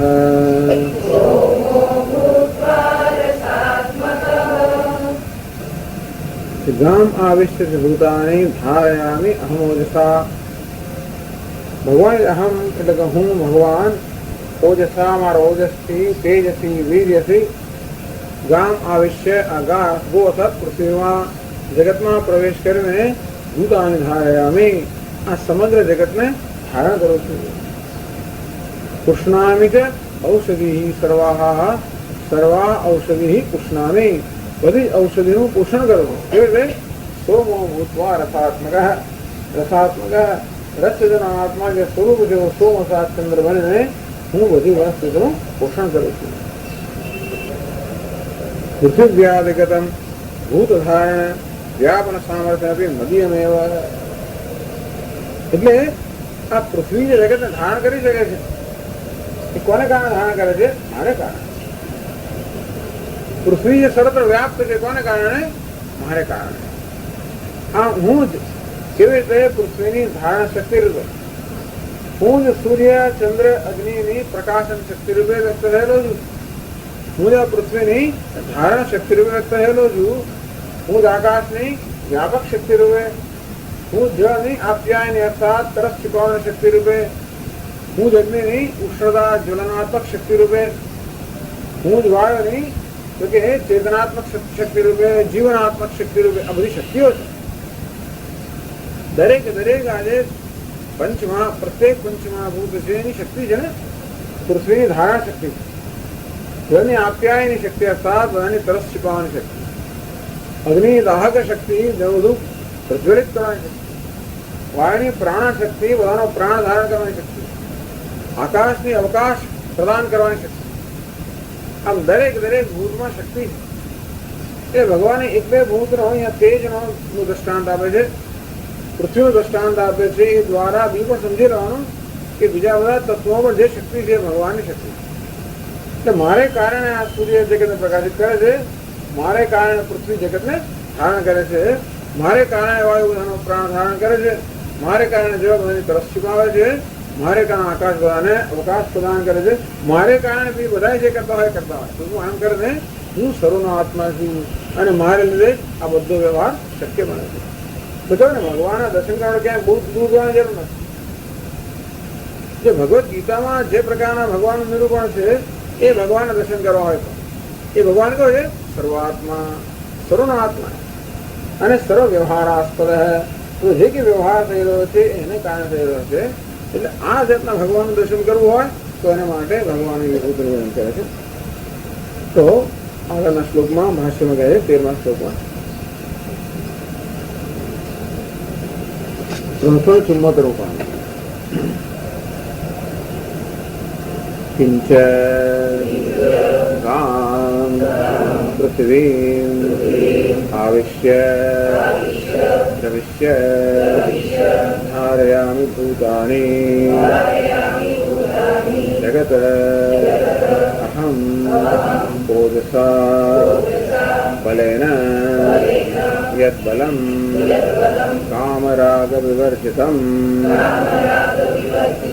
ऐश्वरं जगद्विधारणाय पृथिव्यां प्रविष्टं येन गुरुवी पृथिवी न अधः पतते न विदीर्यते च तथा च मन्त्रवर्णः येन द्यौः रुद्रा पृथिवी च दृढा इति तदाधार पृथिवी इत्यादिश्च अतः काम आविश्य च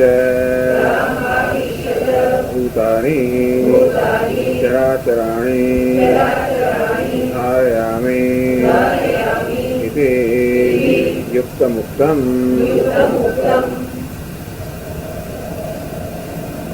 गाम अर्थ गोड पृथ्वी, गाम पृथ्वी आविश्य प्रविश्य करेगा तो पृथ्वी नो अर्थ समग्र ब्रह्मांड गणना ईशावास्यमिदं सर्वं यत् किंच जगत्याम जगत जगति जगति में पृथ्वी कहा है समग्र ब्रह्मांड। तो भगवान कैसे क्या समग्र ब्रह्मांड में प्रवेश करे तो आम तो वे આપણે માટે સમગ્ર જગત પૃથ્વી જ ગણી શકાય। પૃથ્વી સર્વ પદાર્થોને ધારણ કરે છે એટલે ભગવાનનો કહેવાનો ભાવ એ છે કે જગતમાં જે વસ્તુ ધારણ થઈ રહી છે મારા કારણે એટલે ગામ પૃથ્વી આવિશ્ય પ્રવિશ્ય પૃથ્વીમાં પ્રવેશ કરીને ईश्वरो ही पृथ्वी देवता रूपेण पृथ्वी प्रविश्य आ पृथ्वी जो है एनी देवता है दरेक दरेक तत्व है एना अधिष्ठात्री देवता है।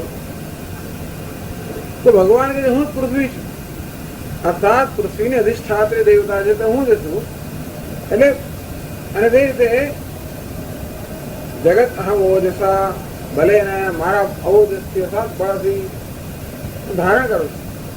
तो बल के क्या भगवान बल क्या प्रकार से काम राग विवर्जितम ऐश्वरम बलम भगवान कहलू आग बलम बलवताम चाहम काम राग विवर्जितम सातमा अध्याय में कहलू तो हूँ बलवान नु बल छू तो केवू बल काम राग रहित नु बल।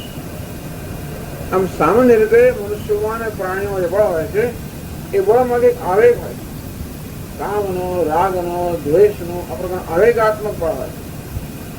भगवान के नहीं ये रजोगुण के तमोगुण बल नहीं पर सात्विक बल એટલે બીજું બધા પ્રાણીનું બળ હોય આપણું બળ ઘણીવાર હોય એ બળ ધારણ કરવા સાથે સાથે ક્યારેક ક્યારેક બીજાનો ઈજા કરવામાં વપરાતું હોય એટલે જેટલે અંશે આપણા બળમાં આ કામ રાગનો આવેગ હોય એટલે અંશે આપણું બળ હિંસાત્મક બને। भगवान कहते कि मारू जो बल है एक काम राग रहित है राग અને દ્વેષ રહિત છે સાત્વિક બળ છે અને માટે એ બળ માત્ર પ્રાણીઓની રક્ષા કરવા માટે યદ બલમ કામ રાગ વિवर्जितम ऐश्वरम ईश्वरનું બળ આ પ્રકાર તો પ્રવિશ્ય ભગવાન કહે છે કે મારા આ બળથી હું પૃથ્વીમાં પ્રવેશ કરેલો છું। जगत विधारणाय पृथिव्यां प्रविष्टम तो जगत ने धारण करवा माटे पृथ्वी में भगवान प्रवेश करेलो એટલે વારંવાર કહેવામાં આવતું હોય છે કે સદાધાર પૃથ્વી કહ્યું અહીંયા પણ કે ભગવાને ઇહ પ્રવિષ્ટ આનખાગ્રેભ્ય શેષ એ પરમાત્માએ સર્વત્ર પ્રવેશ કર્યો અને ભગવાન કહે છે કે મેં આ પૃથ્વીમાં પ્રવેશ કરીને હું જગતને ધારણ કરું છું। तो भगवान आ पृथ्वी में प्रवेश करे हो एक कहवाय એટલે કહે છે ये न गुरुवी पृथ्वी न अधः पतति आ पृथ्वी एकदम वजनदार है आ वजनदार पदार्थ पड़ी है वजनदार पदार्थ पड़ी है तो नहीं पृथ्वी को बोले धारण दे रही न विदीर्यते છે પણ આ પૃથ્વી જે છે એ ખરેખર શાની બનેલી છે આ માટી ને રેતી બધાને ભેગા કરીને પૃથ્વી બનેલી છે એટલે માટીના અને રેતીના કણો અને કાંકરાઓ અને પથ્થરો બધા જે છે એને આ આકારના ભેગા રાખનારું કોઈ બળ ના હોય તો બધા છૂટા પડી જાય. જે અત્યારે જોઈએ છીએ હિમાલયની અંદર પણ કે આ બધી ભેખડો છે, ભેખડોને પોતાના સ્થાને રાખનારું બળ જ્યારે ના હોય તો કેવી છૂટી પડી જાય છે ને, કે બળ નથી એને ધારણ કરવાનું અને ભેગા રાખવાનું. તે તો પૃથ્વી આ બધી ભેખડોની ને બધી રેતી ને બધી અને પથ્થરો અને એ માટીને બધાને બનેલી છે. એટલે આ બધા જે આ બધા પૃથ્વીની અંદર રહેલા જે બધા તત્વો છે એ બધાને ભેગા કરીને આ પ્રકારના આકારમાં એમને એક રાખનાર ન હોય તો પરિવાર બધા છૂટા પડી જાય. અથવા પૃથ્વી વિધિ પૃથ્વી જીર્ણ શીર્ણ થઈ જાય. પૃથ્વી જીર્ણ શીર્ણ થતી નથી, પૃથ્વી પડી જતી નથી, ઉડી જતી નથી. આ કેમ થતું નથી? કારણ કે એ પૃથ્વીને ધારણ કરનાર કોઈ બળ છે. ટૂંકમાં આટલી તો સમજ એ લોકોમાં હતી. ન્યૂટનનો જન્મ થયા પહેલા પણ આટલા વર્ષો પહેલા એમને એટલી સમજ કે કંઈક પરિબળ છે ખરું જે આ પૃથ્વીને ધારણ કરે છે, જેને કારણે પૃથ્વી છૂટી પડી જતી નથી, પડી જતી નથી, ઉડી જતી નથી, થતું નથી. ક્યાંક બીજે પણ શંકરાચાર્ય કહે છે કે માણસ પણ ઉભો ચાલી શકે છે. કોઈક બળ છે એ અપારવાળા એટલે પૃથ્વીનો બળ છે જે આ મનુષ્યને ખેંચી રાખે છે, એટલે માણસ પડી જાય. એ બળ જેને ધારણ કરનાર ન હોત તો માણસ પડી જાય. એટલે તો પૃથ્વીઓ પડી જતી નથી એટલું જ નહીં, પરંતુ પૃથ્વી પર રહેલા બધા જે આ પ્રાણીઓ છે, જીવ જે કે પદાર્થો હોય એ બધા આ ઘર પર બધા રહેલા છે. આ બધાને ધારણ કરનાર કોઈ પરિબળ ન હોત તો આ બધા પદાર્થો પોતપોતાના સ્થાને ધારણ કરાયા ન હોત. એટલે જ બૃહદારણ્યક ઉપનિષદમાં કહે છે, ગાર્ગીને યાજ્ઞવલ્ક્ય ઋષિ કહે છે, અક્ષરસ્ય પ્રશાસને ગાર્ગી દયા પૃથ્વ્યો વિધૃતે તિષ્ઠતઃ. તો આ જેના જે અક્ષર કે અવિનાશી પરમાત્માની આજ્ઞામાં આ પૃથ્વી અને સ્વર્ગ પોતાના સ્થાને ધારણ કરાયેલા છે. સૂર્ય ચંદ્રમસો વિધૃતો તિષ્ઠતઃ. આ સૂર્ય ચંદ્રમાં પોતાના સ્થાને ધારણ કરે.